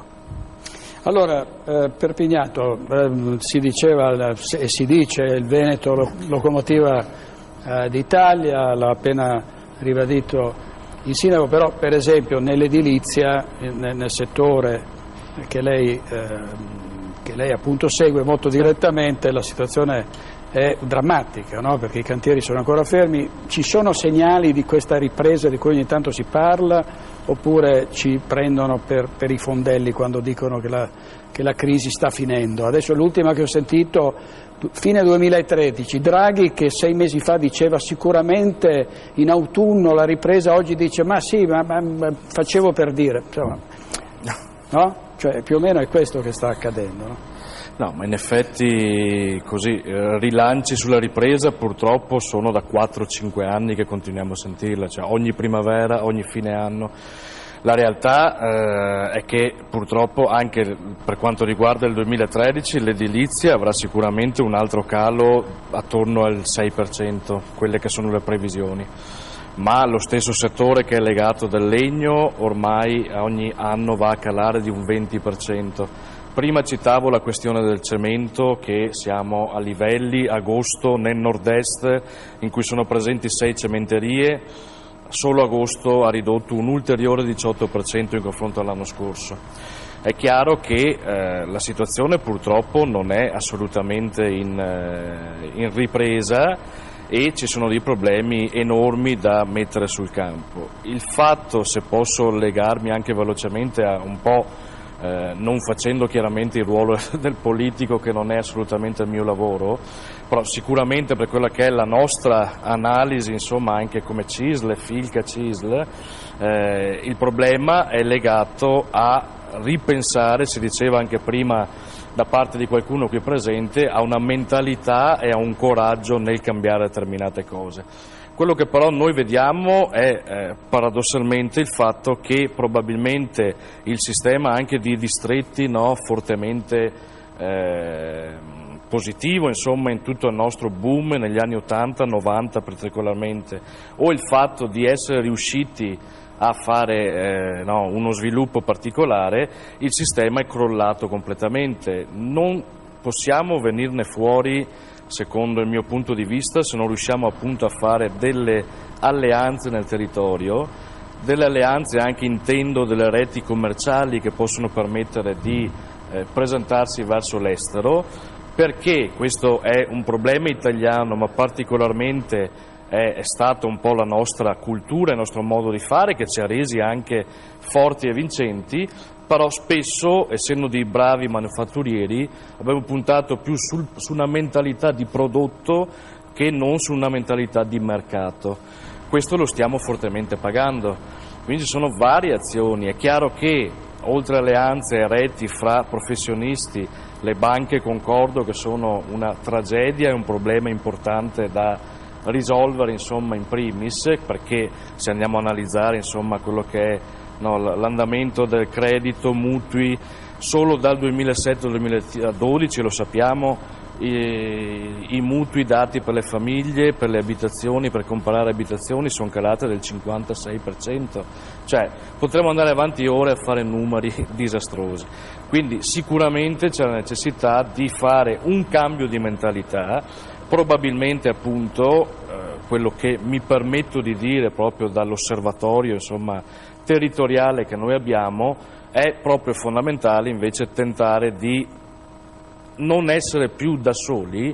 Forse c'è stato troppo un fai da te anche nel nostro modo di fare un po' economia e imprenditorialità, ed è importante creare delle soluzioni insieme, guardando soprattutto il mercato globale, insomma.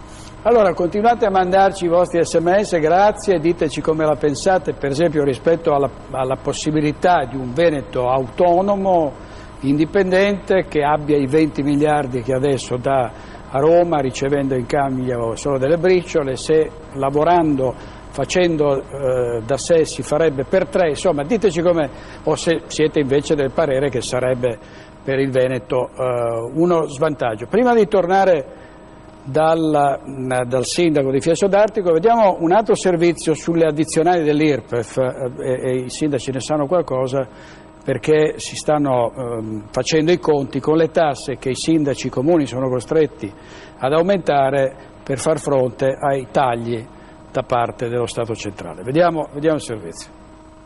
A Padova l'aliquota dell'addizionale IRPEF per il 2013 rimarrà invariata, è lo 0,8%, che peraltro è il massimo che la legge ci consente di applicare, ma soprattutto la notizia, diciamo, buona per i contribuenti è che, a differenza di altri comuni che di fronte alla crisi hanno ridotto la parte di popolazione esente da questa imposta, a Padova lasceremo invariata la parte esente.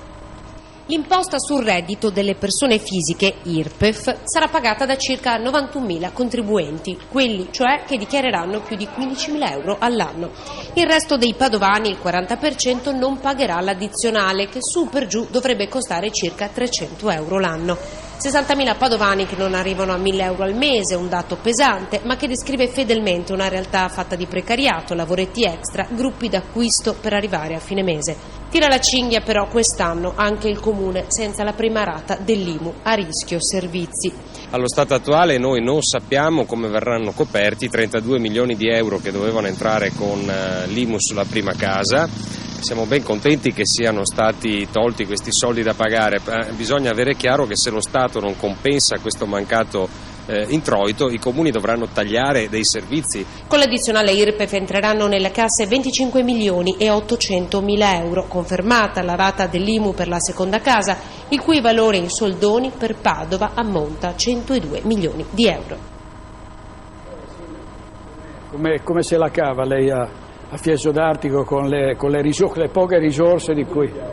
scusi, abbia pazienza, Ponte di Piave, con le poche risorse di cui dispongono i sindaci. Noi abbiamo, come dicevo poco fa, abbiamo approvato ieri il nostro bilancio con molto ritardo, dovuto al fatto che gli scenari che vediamo all'orizzonte sono estremamente nebulosi. Ieri sera addirittura qualcuno dell'opposizione ha avuto l'ardire di chiedere se fosse possibile poter rimodulare al ribasso quel poco di IMU che ci rimane dopo che ci hanno tolto l'IMU sulla prima casa e l'IMU sui terreni agricoli.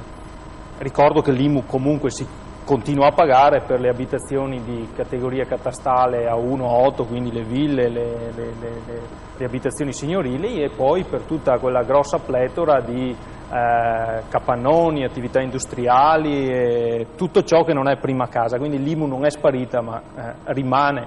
Certo, ci portano via un po' alla volta, ci sottraggono continuamente risorse, quindi anche di fronte a prese di posizione di alcuni consiglieri di opposizione che vengono a chiederti: ma non pensate di rimodulare? Come possiamo immaginare, pur capendo le esigenze e le sofferenze dei nostri cittadini ad arrivare alla fine del mese, come possiamo pensare di andare a rimodulare qualcosa quando non sappiamo domani cosa ci aspetta? Perché domani c'è questa service tax da questo termine anglosassone molto poco identificabile, non sappiamo ancora che fine farà la TARES, non abbiamo bene le idee chiare sulla seconda rata, perché adesso si aprirà una nuova crisi di governo quando andranno in legge di stabilità. Insomma, il quadro è talmente magmatico che non riusciamo veramente a vedere al di là delle 24 ore. Nel nostro comune, come ho visto in tanti altri leggendo la stampa, si è cercato di lavorare sulla rimodulazione delle aliquote, quindi cercare quantomeno di venire incontro ai ceti più bassi, quindi rimodulando per scaglioni e alzando chi più ha più paga. Ecco, noi abbiamo come sindaci, ho visto comparando le pratiche dei miei colleghi, abbiamo applicato questo principio: chi più ha più paga, chi meno ha dovrebbe essere più tutelato. Noi sento stasera che Padova applica il massimo 0,8, noi avevamo lo 0,5, per fare un esempio sintetico, noi abbiamo abbassato da 0,5 a 0,47 il primo scaglione e leggermente abbiamo innalzato quelli successivi. Sono mezzucci rispetto ai quali noi dobbiamo porci, però se vogliamo garantire il gettito che ci siamo prefissi per mantenere inalterata l'erogazione dei servizi essenziali, non possiamo muoverci diversamente. Belluco, senta, in Scozia si vota per l'indipendenza nel 2014, abbiamo visto la Catalogna. Lei da economista come si immagina il sistema creditizio di una repubblica, cioè di uno Stato autonomo, di uno Stato veneto autonomo? Allora, intanto c'è troppa parcellizzazione, qui si è passati da un sistema bancario centrale, quasi, io faccio l'esempio di Padova, 30 anni fa, 40 anni fa a Padova c'erano 15 sportelli bancari, adesso ce ne sono 600. 600 sportelli costano per 600 sportelli, e questo è un onere che una società che si è impoverita, nonostante quello che si vuol dire, non può più permettersi. In Finlandia, io ci sono stato 3 anni fa, quando nei paesi c'erano 3 sportelli bancari, adesso ce n'è uno. C'è stato un ridimensionamento di quello che sono i costi bancari automatici. Si parlava prima, per esempio, dei mutui erogati. È chiaro che il sistema bancario non può erogare i mutui con la stessa frenesia, perché era una vera e propria frenesia che veniva fatto prima del 15 di settembre del 2008, quindi fra 2 giorni, sono esattamente 5 anni, il giorno che è caduta la Lehman Brothers. Qui stiamo parlando del fatto che, come tutti i sistemi, come si è dovuto ridimensionare il sistema del comparto edile, si deve per forza di cose ridimensionare anche il comparto bancario, e questo però sta accadendo in maniera talmente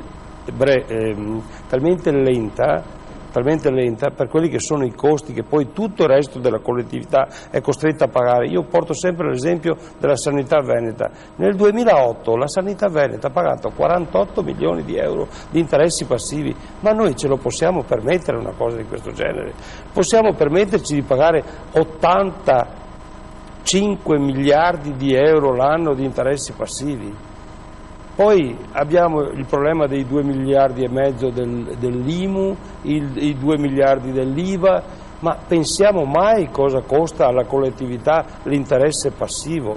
Sappiamo mai cosa costa alla collettività anche per un semplice comune l'interesse passivo? Ci siamo mai chiesto questa cosa qui? Quante aziende sono fallite per effetto di questa vortice, questa vite che si avvita in continuazione nei confronti delle persone, delle famiglie, delle aziende, delle unità sanitarie locali, di tutto quello che è la pubblica amministrazione? Ce lo siamo mai chiesto?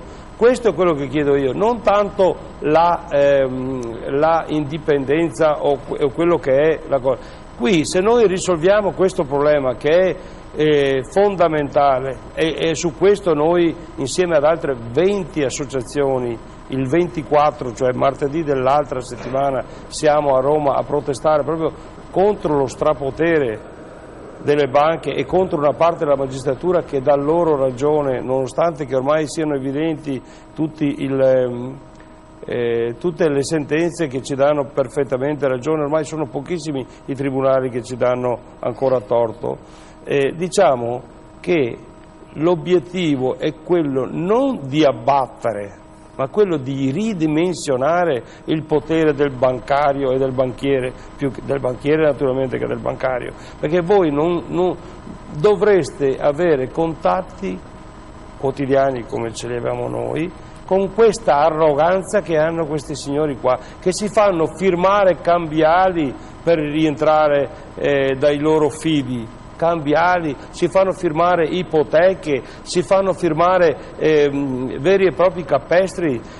L'altra sera è andato in onda un servizio che abbiamo ispirato naturalmente noi di Taglio di Po, dove c'era un'imprenditrice che è stata costretta a firmare le cambiali, che se non intervenivamo noi si era impiccata nel vero senso della parola a dover pagare un debito che non c'era perché poi analizzando il conto il debito non c'era, ma quando si sono firmate le cambiali il debito non è più non riconoscibile, bisogna riconoscerlo e pagarlo, e tutto il resto dei creditori in caso di fallimento vanno dietro. Allora questo sistema bancario truffaldino e usuraio è ora che venga ridimensionato. Allora, mercoledì si vota alla Giunta per le elezioni su questa decadenza di Berlusconi, speriamo che votino in un modo o nell'altro e che si finisca questo tormentone, perché davvero non se ne può più. Volevo chiederle, Basso, oggi è durissima la dichiarazione di Schifani contro il PD, ma paradossalmente, mentre anche Berlusconi manda ogni tanto qualche siluro e delle minacce di far cadere il governo, Letta è ottimista, andiamo avanti. D'Alema a noi ha detto il governo non può cadere, non deve cadere, perché come se la spiega lei? Quello che si dice dalle nostre parti è che bisogna rispettare la legge, bisogna evitare che la Giunta delle elezioni venga sostituita alla magistratura. È noto a tutti che una sentenza dalla magistratura è stata emessa e di conseguenza deve essere rispettata. La Giunta delle elezioni valuterà se c'è fumus persecutionis o meno. C'è stato un dibattito, un litigio molto pesante per quanto riguarda i tempi. Il Partito Democratico non ha fatto nulla per accelerare i tempi, ma sono semplicemente le normalissime tempistiche. Quando ci sarà il voto in giunta mercoledì, mi pare, non si vota la decadenza, perché poi sarà l'Aula, sarà l'intero Senato, l'intera Assemblea a votare la decadenza o meno. Io credo che il governo debba andare avanti. Sono sicuro che la maggioranza dei parlamentari del nostro Parlamento siano consapevoli di quello che sta succedendo nel Paese. e loro non faranno, credo e spero che non faranno la figura degli irresponsabili a far cadere questo governo. Se mi lascia dire due parole sul finanziamento pubblico dei partiti. Prima lei ha ricordato che è stato rinviato in commissione, però io credo che il finanziamento pubblico ai partiti non debba essere cancellato, credo che sicuramente debba essere rivisto, ritoccato al ribasso e introdotte delle regole certe, come per esempio trasparenza, scelta del leader, scelta dei candidati e magari certificazione dei bilanci, come per esempio facciamo noi. Allora, prima di sentire nuovamente Giorgio Peretti dell'Italia dei Valori, vediamo una storia da Venezia che riguarda case degradate. Vediamo il servizio che riguarda un problema che a volte accomuna tanti cittadini. Vediamo. Storie di ordinario degrado. Marghera, via Case Nuove. Sono passati quasi 60 anni dalla costruzione di queste case e si vede. Ma non per colpa dei residenti che cercano di fare quello che possono, ma dei proprietari. Prima l'Ater, adesso il comune, che non vogliono sentir parlare di manutenzione. Il problema principale riguarda le fognature. Lungo la linea appunto che fa riferimento ai CDC dispari, praticamente stanno cedendo tutti quanti i pozzetti e la condotta fognaria. Questo purtroppo mette a repentaglio le condizioni igienico-sanitarie degli inquilini, ma soprattutto anche la spesa che devono sostenere ovviamente per continui espurghi nel tempo. Il comune ha promesso 1 milione di euro, non specificando però se una parte di questi fondi sarà destinato a via Case Nuove. Speriamo che parte di questi fondi siano destinati a questa strada e a questa location. Le fogne a cielo aperto non sono il solo problema. In zona c'è dell'amianto che nessuno asporta. I giardini si sono trasformati in piccole foreste perché molti residenti non ci sono più e nessuno cura la manutenzione. I 6 condomini comprendono 72 appartamenti, 28 dei quali risultano sfitti da tempo, sfitti e soprattutto degradati. La cosa lascia perplessi in quanto l'amministrazione comunale, che tanto ha bisogno di case, potrebbe senz'altro utilizzarle o metterle a bando per giovani coppie che possano dare garanzie manutentive, salvando così il degrado della zona. Chi abita in via Case Nuove si è rivolto a un legale per cercare di attrarre quantomeno l'attenzione dell'amministrazione. È stata inviata una prima lettera di diffida nel maggio di quest'anno, sono stati interessati gli uffici comunali, i quali a loro volta hanno interessato gli uffici tecnici addetti alla manutenzione, perché sotto un profilo della responsabilità civilistica è stato valutato che la mancata manutenzione è imputabile alla proprietà, in quanto l'amministrazione ha la custodia dei beni di cui è proprietaria. Va bene, una finestra aperta su problemi che riguardano appunto le abitazioni, i condomini. Questo SMS, i parassiti saranno sempre contro l'indipendenza del Veneto, finirebbe per loro la greppia. Peretti, che lettura dà?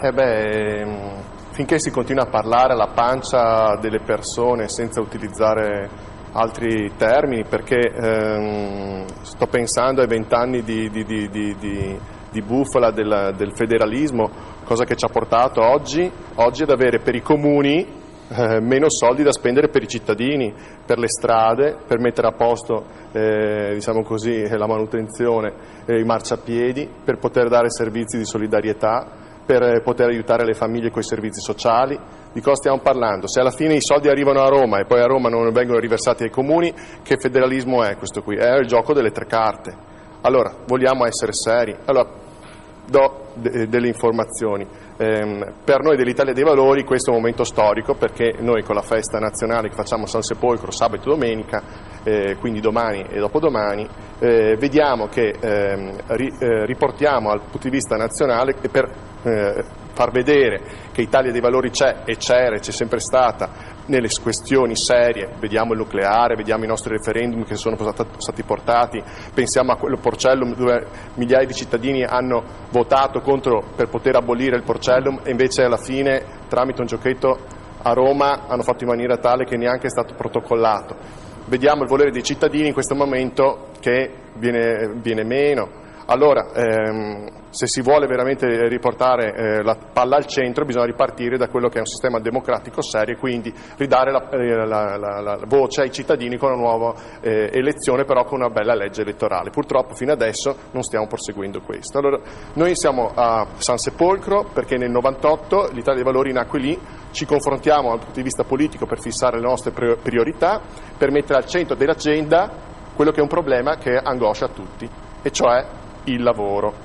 Se vogliamo parlare di cose serie parliamo di lavoro. Allora, perché parliamo di lavoro? Perché sappiamo bene, e non lo dice l'Italia dei Valori, lo possiamo leggere nelle sole 24 ore di giugno, che ci dice pienamente, e poi confermato naturalmente da quello che possono essere Confindustria, l'Italia ha due problemi principali. Uno è l'evasione e l'elusione, che fa 120-150 miliardi di tasse non versate l'anno, e l'altro è l'elevato tasso di interesse. Allora, se vogliamo concentrarci bene su queste due cose, possiamo dare due flash. Qualche ministro, il ministro dello sviluppo, ha detto per poter fare ripartire l'Italia dobbiamo concentrarci anche sui lavoratori che stanno all'estero, far crescere la loro identità, i loro diciamo così, diritti, in maniera tale che il costo del lavoro aumenta per loro e quindi la gente riparte con la produzione in Italia. Non penso che sia la risposta.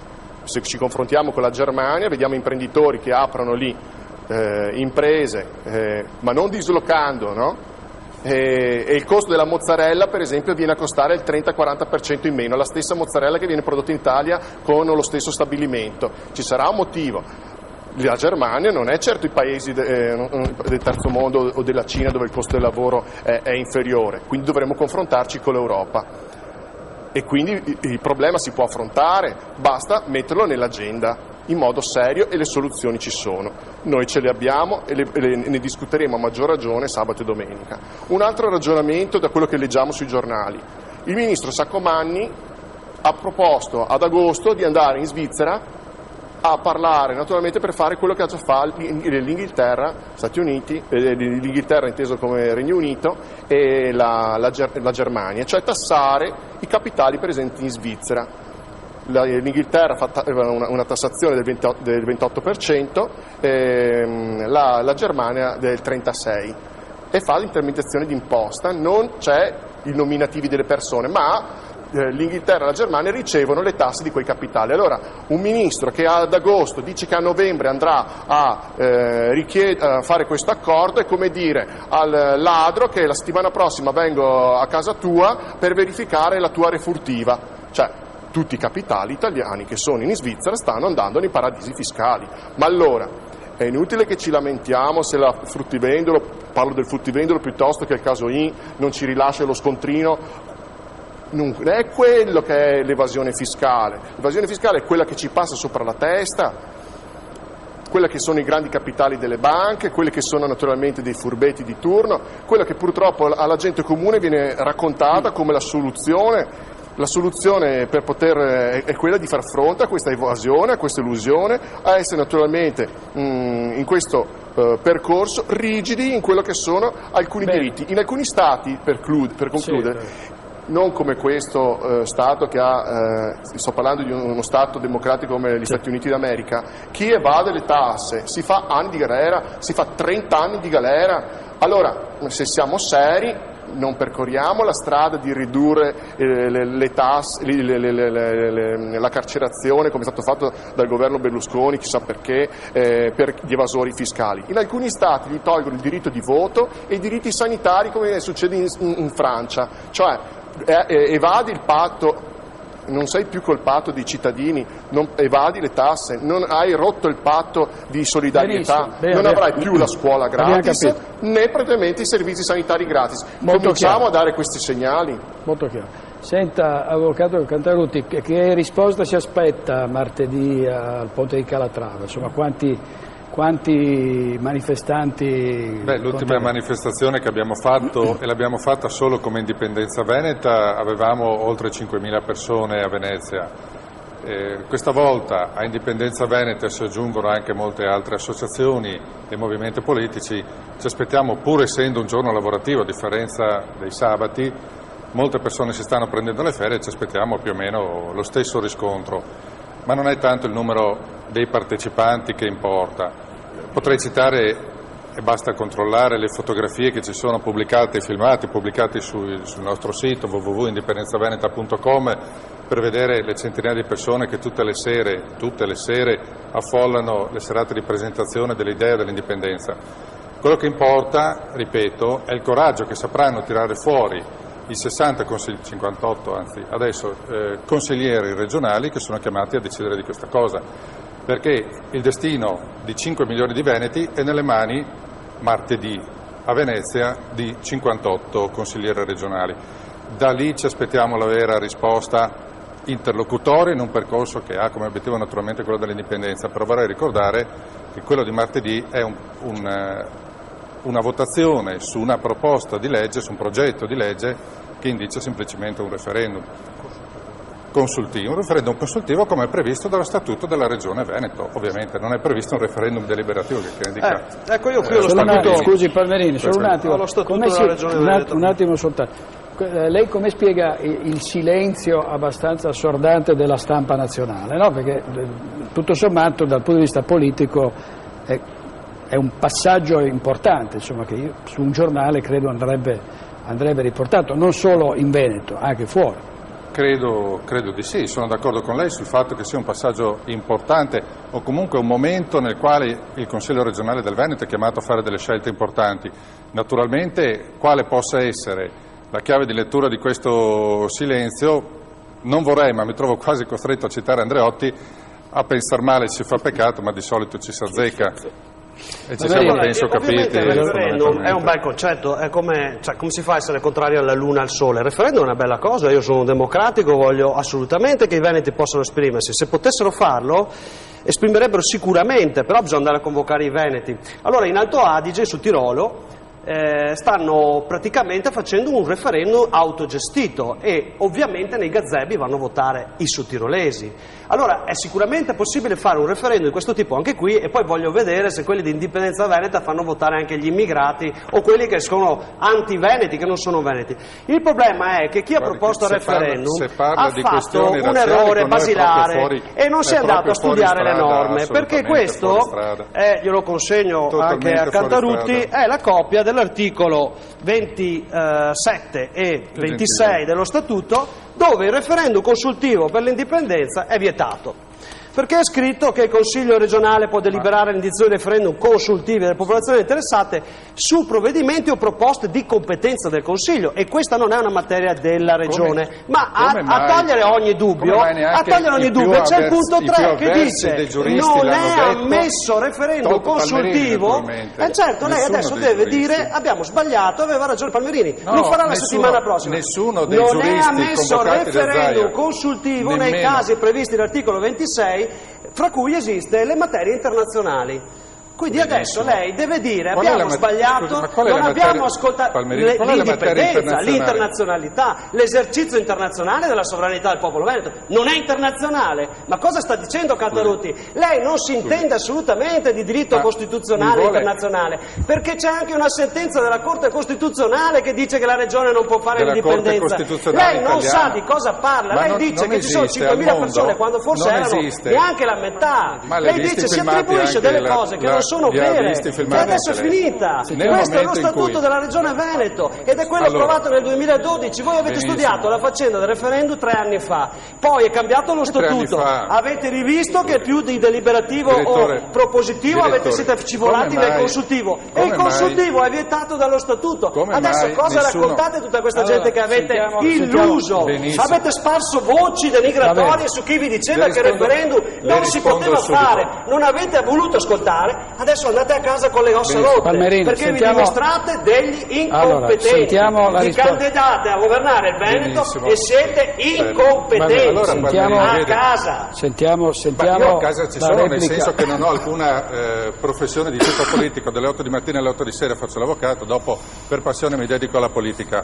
Tenga presente che nessuno, e gli spettatori devono saperlo, nessuno dei componenti della commissione di giuristi, nessuno degli avvocati della Regione ha sollevato il tipo di obiezione che solleva l'esperto dottor quindi Palmerini. potrebbe benissimo essere siamo vera. tutti ignoranti, Bravo, siamo complimenti, tutti, se fate l'autogol, non ne avete neanche discusso.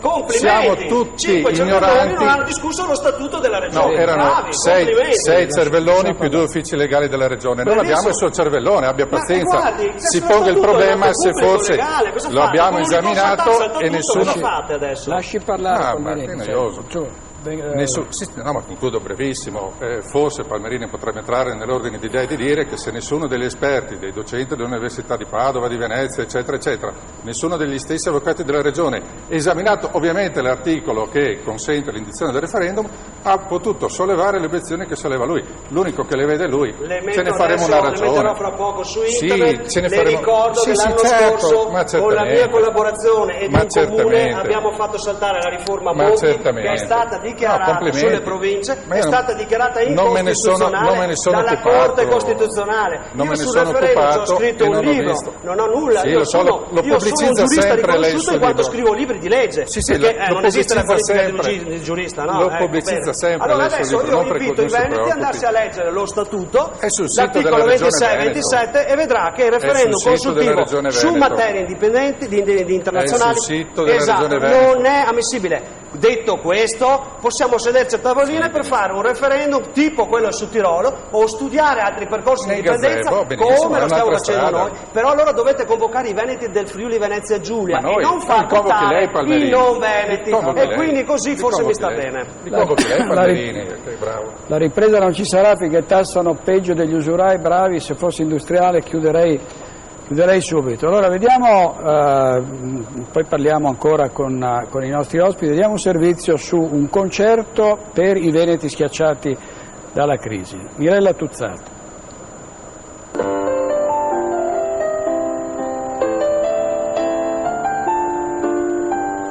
Ho organizzato questa manifestazione appunto per tentare di dare un aiuto alle famiglie bisognose, raccogliendo dei fondi con una particolare momento musicale. Come mai avete pensato ai veneti scacciati dalla crisi, Presidente? Rete Veneta è stata la promotrice, quindi noi abbiamo sposato in pieno questo progetto e lo stiamo realizzando.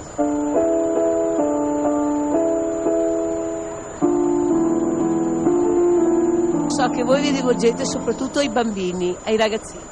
Sì, noi tra le nostre attività cerchiamo di sensibilizzare l'opinione pubblica nei confronti di questa nostra passione della natura e del rispetto degli animali, partendo però sempre dalle nostre, quelle che sono le generazioni future, quindi dai bambini, sia all'interno delle liberazioni e sia all'interno di quelle visite che organizziamo durante l'anno con le scuole di Padova come visite didattiche al centro recupero. Allora, Sindaco di Fiesole d'Artico, Andrea Martellato, noi parliamo spesso di disagio sociale, di famiglie disperate, di imprese che chiudono, lì dalle sue parti, questi sono segni che sono indelebili così come sono altrove, ci sono aziende magari che invece riescono ad andare avanti. Qual è la situazione del Paese? Noi da una parte abbiamo la calzatura, che è uno dei pochi settori che ancora tira abbastanza, non ha avuto crisi con riduzioni percentuali a 2 cifre. E dall'altra parte però abbiamo una realtà che è l'azienda, la metalmeccanica Fracasso, che è leader mondiale nei guardrail e che è in crisi e stanno valutando la chiusura, se non totale ma sicuramente parziale. E questo ne risente anche il territorio, perché gli impiegati all'interno di questa metalmeccanica è il 90% del territorio, non solo di Fiesole d'Artico ma anche dei comuni limitrofi. Ed è su questo che appunto noi sindaci, io in primis, insomma, cerchiamo sempre di dare delle risposte a queste parti deboli della società. Quando ci arrivano in ufficio le famiglie che non sanno pagare le bollette, che gli stanno tagliando i fili della luce elettrica o chiudendo i rubinetti del gas. Ci sono persone che vanno del mio paese, l'inverno scorso andavano nei supermercati a riscaldarsi perché non avevano i soldi per pagare la bolletta del gas. E purtroppo ci troviamo sempre con meno risorse per dare una mano e una risposta a queste persone. Anch'io ho cercato, come il sindaco di prima diceva, a rimodulare le aliquote IRPEF, non ci sono riuscito, siamo veramente tirati al massimo. Io ho anche delle criticità sul personale. Pensate, il mio comune ha 8.000 abitanti e ho 19 persone al completo, cioè compresi gli operai fuori e tutto, ho 19 persone all'interno del comune. Quando mi manca una persona devo chiudere il servizio. Non abbiamo la possibilità di assumere, non abbiamo la possibilità di far fare gli straordinari, non abbiamo la possibilità di chiedere consulenze esterne o quantomeno aiuti esterni, non abbiamo la possibilità di utilizzare i voucher, ci hanno bloccato tutto. E proprio per questo, e voglio dirlo anche per la prima volta qua, io sono disponibilissimo non solo andare all'interno delle unioni dei comuni, come un po' appunto ne faccio parte, ma io sono disponibilissimo a mettere la mia sedia di sindaco per fondere il mio comune con un altro comune limitrofo al mio, che possa dare la possibilità ai miei cittadini di risparmiare un po' di tasse o quantomeno di avere dei servizi adeguati al territorio, a un territorio rivierasco che è una tra le eccellenze della provincia di Venezia e della regione Veneto. Quindi mi trovo veramente in difficoltà a volte a dare delle non risposte su delle esigenze proprio minimali, e su questo dico qua in trasmissione che se un sindaco limitrofo al mio territorio è d'accordo, io sono disponibilissimo con tutti i passaggi, le richieste e le disponibilità dei miei cittadini a farlo, a fondere il mio comune con un comune limitrofo, perché con 4 milioni e mezzo di bilancio comunale non posso aspettare 300.000 euro dallo Stato e non so se me li darà con la questione dell'IMU. Siamo arrivati quasi a un 10% del bilancio comunale. Non so più cosa fare. Non so più cosa fare, questo dà veramente l'idea di quello che è lo stato d'animo degli amministratori locali. Allora, volevo chiedere sia a Perpignato che al sindaco Zanchetto, ammesso e non concesso che l'indipendenza sia un progetto irrealizzabile, inutile, folle, ma quale alternativa c'è rispetto a uno Stato centrale che non fa che drenare risorse, che è ormai una sanguisuga che penalizza i comuni, taglia tutta la periferia, pota ovunque meno che all'interno dei palazzi della capitale? Cioè, che alternativa vedete per Perpignato? No, perché la gente poi dice allora bisogna andare giù con i camion, i forconi, no? Perché, no? Sì, no, non c'è dubbio che c'è un problema fondamentale su quelli che sono i livelli istituzionali nel nostro Paese. Questo anche nell'ultimo congresso proprio recente fatto dalla CISL nazionale, una delle linee guida era proprio assolutamente, ma questo lo stiamo dicendo da diverso tempo, quello che è la rivisitazione del titolo quinto, no, della Costituzione, dove adesso anche con le esperienze che purtroppo anche nei vari comuni, no, che frequento quotidianamente sento, è chiaro che è legato al discorso di dover mettersi insieme, giustamente, no? Cioè, giustamente purtroppo da una parte, ma quindi razionalizzare quelle che sono queste cose. È chiaro che quindi dentro anche a quelle linee guida di cui accennavo poco fa c'è un discorso che sicuramente bisogna andare verso un percorso in un modo o nell'altro di abolizione delle province, di vedere di unire quelli che sono i comuni più piccoli e cambiare la soglia anche, no, di questa questione, e andare quindi a cercare di diminuire, perché poi è anche paradossale appunto che parliamo spesso, no, di federalismo, di ultimi anni di riforme e quant'altro, ma negli ultimi anni No, stavo facendo un altro discorso. Negli ultimi anni si è andata ad aumentare sempre di più quelli che sono in realtà i livelli decisionali, intasando sempre di più le problematiche varie. Sindaco? Perché... Io intanto penso che non c'è limite al peggio, perché confrontavo la situazione del collega di Fieso d'Artico, abbiamo gli stessi comuni, intorno agli 8.000 se ho ben capito, noi abbiamo 27 dipendenti e già io mi lamentavo, apprendo stasera che ce n'ha 18-19, quindi veramente stiamo facendo i conti a chi più è in sofferenza.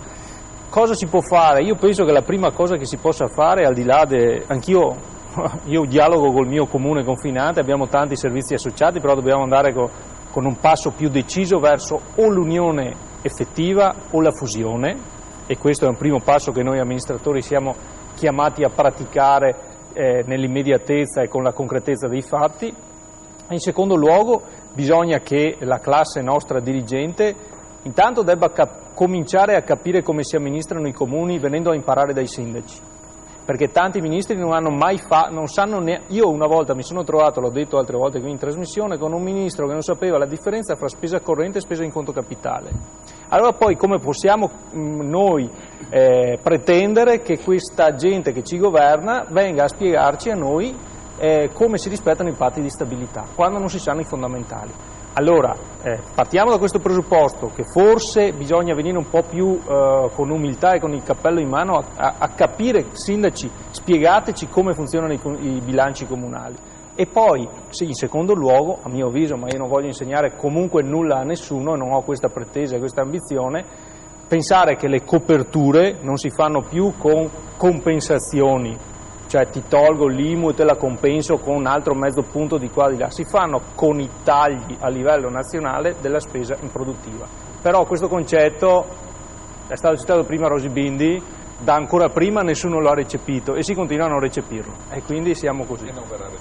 Presidente, allora martedì ricordiamo il voto in Consiglio regionale per il referendum sull'indipendenza del Veneto. Secondo lei i consiglieri regionali che saranno indotti o portati o convinti di votare contro si rendono conto di quello che può essere l'effetto di una decisione che riguarda una scelta democratica, un principio democratico che è quello di votare, e le conseguenze di un voto contrario a consentire ai veneti di svolgere questo compito, no? Che è un compito assolutamente democratico, civile e in genere foriero di scelte importanti.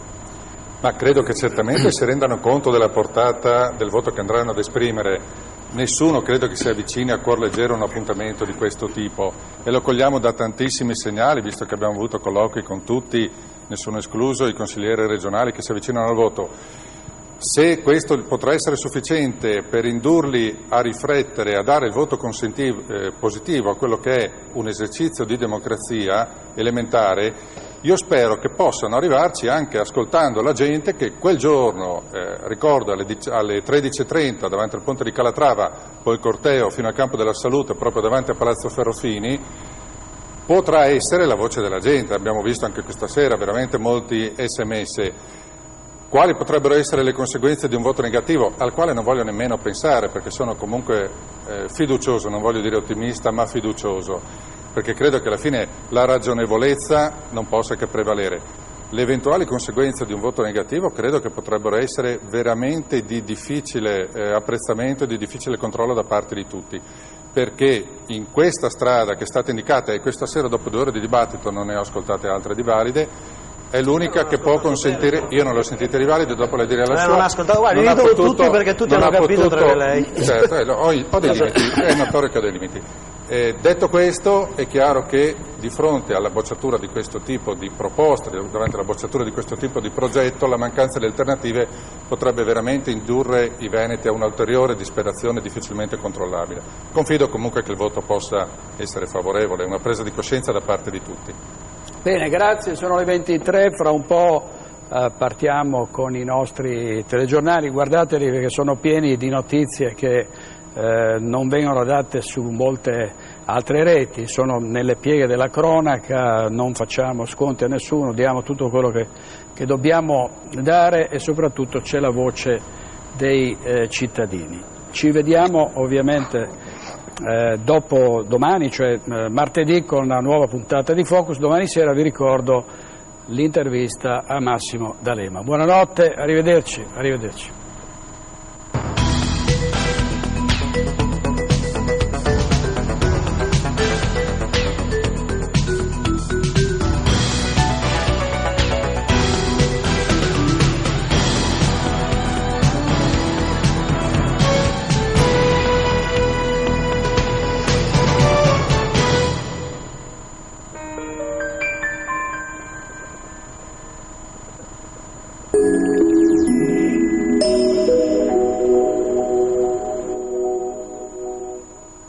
Meggetto è moda e convenienza! Ti aspettiamo nei nostri punti vendita per soddisfare ogni tua necessità. Meggetto, calzature e pelletterie per tutta la famiglia.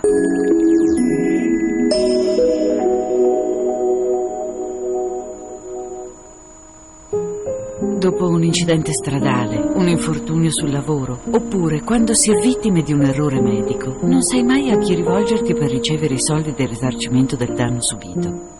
Io mi affido a degli esperti che hanno risolto molti casi con la loro competenza e professionalità. Io mi affido con sicurezza ad Euroveneta.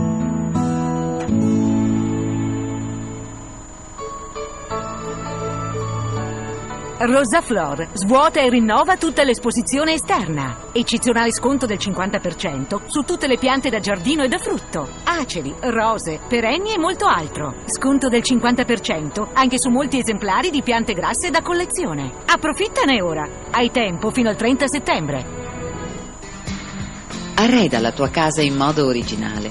Abbiamo studiato una cucina che non solo ti potesse piacere da fuori, ma che ti appassionasse dentro. C'è tutto un universo di idee e soluzioni che rendono ancora più facile e piacevole lavorare in cucina. Campagnolo Luigi ti offre un servizio di progettazione di cucine, camere e soggiorni. La nostra esperienza decennale ti permetterà di organizzare gli spazi della tua abitazione in modo funzionale e creativo. Vieni ad ammirare l'eleganza e le numerose soluzioni create dalle abili mani di sapienti artigiani. Campagnolo Luigi costruisce cucine a prezzi imbattibili perché acquisti direttamente dal produttore. Esperienza, qualità e convenienza li trovi solo da Campagnolo Luigi, in via Santa Giustina 43 a Rossano Veneto. Scopri il gusto di vivere in una cucina unica. Alle porte di Bassano, al ristorante Pizzeria alla Corte, vi accoglierà Roberto e nelle eleganti sale lo chef Federico vi farà gustare deliziosi piatti con prodotti di stagione e ottime pizze con farina macinata a pietra e biologica al 100%. Alla Corte, semplicemente per servirvi.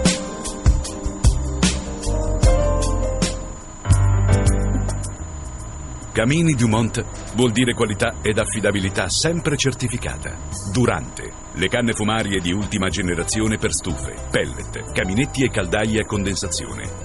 La vasta gamma dei prodotti del gruppo Dumont è sempre disponibile nelle botteghe delle canne fumarie a Selva del Montello. Steda SPA, impresa generale di costruzioni per lavori pubblici e privati in Italia e all'estero. La nostra mission: fornire il massimo supporto possibile alla realizzazione di progetti all'avanguardia secondo criteri urbanisticamente ed ecologicamente sostenibili. Steda SPA, passione e qualità, esperienza e innovazione. La ricerca costante dei migliori componenti, la professionalità dei nostri meccanici, l'attenzione al dettaglio contraddistinguono la tua bicicletta Eclipse. Eclipse la trovi a Bessica di Noia a Treviso, Nove Vicenza e Albignasego Padova. Compro oro Bassano. Acquistiamo per contanti alla massima valutazione il tuo oro usato, argento, monete e pietre preziose. Siamo sulla statale Bassano Rosano, a 200 metri dal Grifone. Telefona per un preventivo gratuito. Parco commerciale Strada 47. Tutto quello di cui hai bisogno in un unico centro. Per la tua spesa, Ipertosano. Comet per l'elettronica. Regina, idee per la casa. Una sosta al Burger Menu.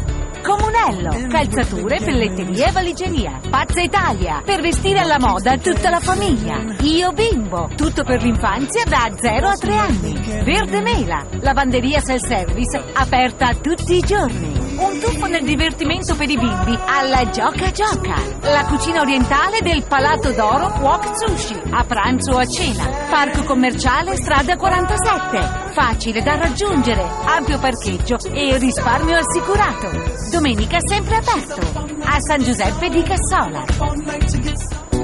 Nuovo Honda Forza 300 ABS. Lo stile diventa protagonista. Affidabilità, efficienza nei consumi, 31 km con 1 litro. Innovativo sistema frenante CABS. Nuovo Honda Forza. La migliore soluzione per spostarsi con stile in città e fuori porta. Nuovo Honda Forza 300 ABS è tuo a 4.900 euro. Solo al Motosalone Tottene di Bassano del Grappa. Motosalone Tottene. La scelta ufficiale Honda. Nuovo Honda Forza 300 ABS. Lo stile diventa protagonista. Affidabilità, efficienza nei consumi, 31 km con 1 litro. Innovativo sistema frenante CABS. Nuovo Honda Forza. La migliore soluzione per spostarsi con stile in città e fuori porta. Nuovo Honda Forza 300 ABS è tuo a 4.900 euro. Solo al Motosalone Tottene di Bassano del Grappa. Motosalone Tottene. La scelta ufficiale Honda. Caliper, supermercati Gallegaro, freschezza, qualità, convenienza. Questa settimana, rotolo di tacchino, 4,50 € al chilo. Crudo di Parma, 1,69 € al letto. Liquido piatti Baleno, 1,25 litri, 40 centesimi. Penna sfera Friction, 2,50 €. Evidenziatore tratto video, 60 centesimi. Caliper, ogni giorno prezzi bassi. Bassano del Grappa, nel segno della fotografia. Torna la manifestazione che farà di Bassano il centro della fotografia, delle immagini e delle libere interpretazioni. Per 4 mesi molti gli eventi in programma. Mostra in 7 prestigiose sedi, seminari, conferenze, laboratori e un coinvolgente itinerario espositivo nelle vie, nelle piazze, negli esercizi pubblici. Tutta Bassano si riempirà di immagini dal 14 settembre 2013 al 19 gennaio 2014. Pochi semplici gesti e nessuna opera muraria. Ed ecco dall'esperienza Finstral la vostra nuova finestra.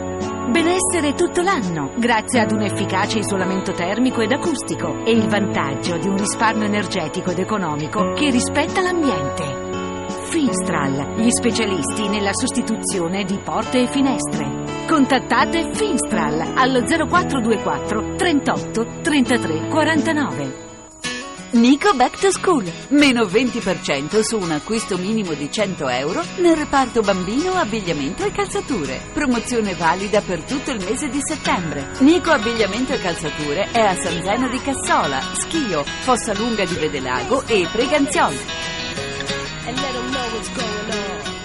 16ª edizione, Festa della Ceramica a portoni aperti. A 9, il 14 e 15 settembre. 5.000 opere esposte, 100 maestri ceramisti europei, un artista francese, Morgan Tischenberg. E inoltre, aree gioco per bimbi, degustazioni prodotti tipici. E sabato 14, tante risate con Raul Cremona. Il negozio perfetto per trovare tutto ciò che cerchi per te, la tua famiglia e la tua casa. Fino al 15 settembre scopri tutte le offerte nel mondo scuola. Diari 3,90 €, astucci 4,90 €, zaini 19,90 €, quaderni a 39,49 centesimi. Iperhu, non tutto, ma di tutto. A Rosà, statale Bassano Rosà e Schio.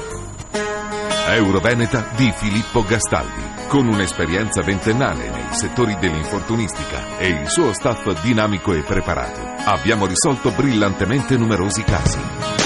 Ci occupiamo di risarcire danni da incidenti stradali, infortuni sul lavoro e casi di mala sanità. Non perdere tempo. Affidati con sicurezza ad Euroveneta. Il segnale orario è offerto da... Tutto per la scuola. Prezzi speciali di grembiuli per asilo nido, asilo, elementari. Da Magazzini Bizzotto a Rossano Veneto.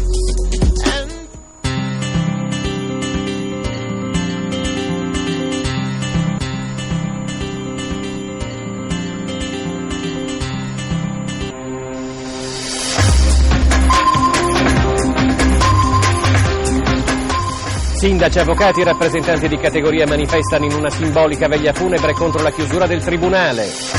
Per il consigliere regionale è ancora possibile salvare una delle zone naturalistiche più belle di Bassano, l'appello al sindaco.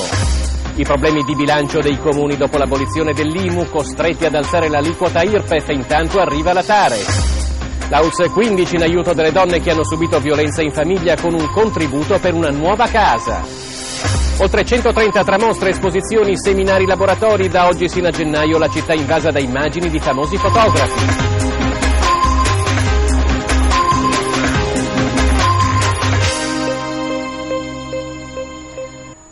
Buonasera, una giornata di lutto per l'intero comprensorio bassanese nel campo della giustizia. Da oggi infatti chiude definitivamente i battenti il Tribunale di Via Marinali e stasera ci sarà una protesta con un corteo funebre che percorrerà le vie della città.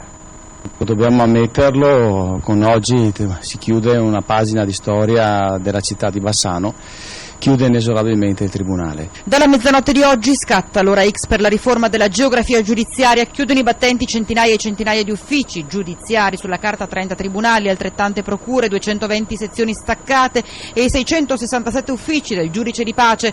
Tra questi c'è il Palazzo di Giustizia di Bassano. Chi si sente penalizzato dalla riforma non è intenzionato a cedere o tacere. In più occasioni il presidente del Veneto, Luca Zaia, ha urlato a gran voce che il Tribunale di Bassano non deve chiudere, ma non è servito a nulla. Gli avvocati si sentono completamente allo sbando. In molte città d'Italia interessate dalla riforma oggi si sono svolte manifestazioni di protesta anche molto cruente e stasera anche Bassano manifesterà con un corteo funebre organizzato in occasione della morte del Tribunale, ma soprattutto della giustizia. Il personale, la cittadinanza, gli avvocati sono lasciati proprio allo sbando, allo sbaraglio, perché non abbiamo alcuna certezza di cosa succederà lunedì.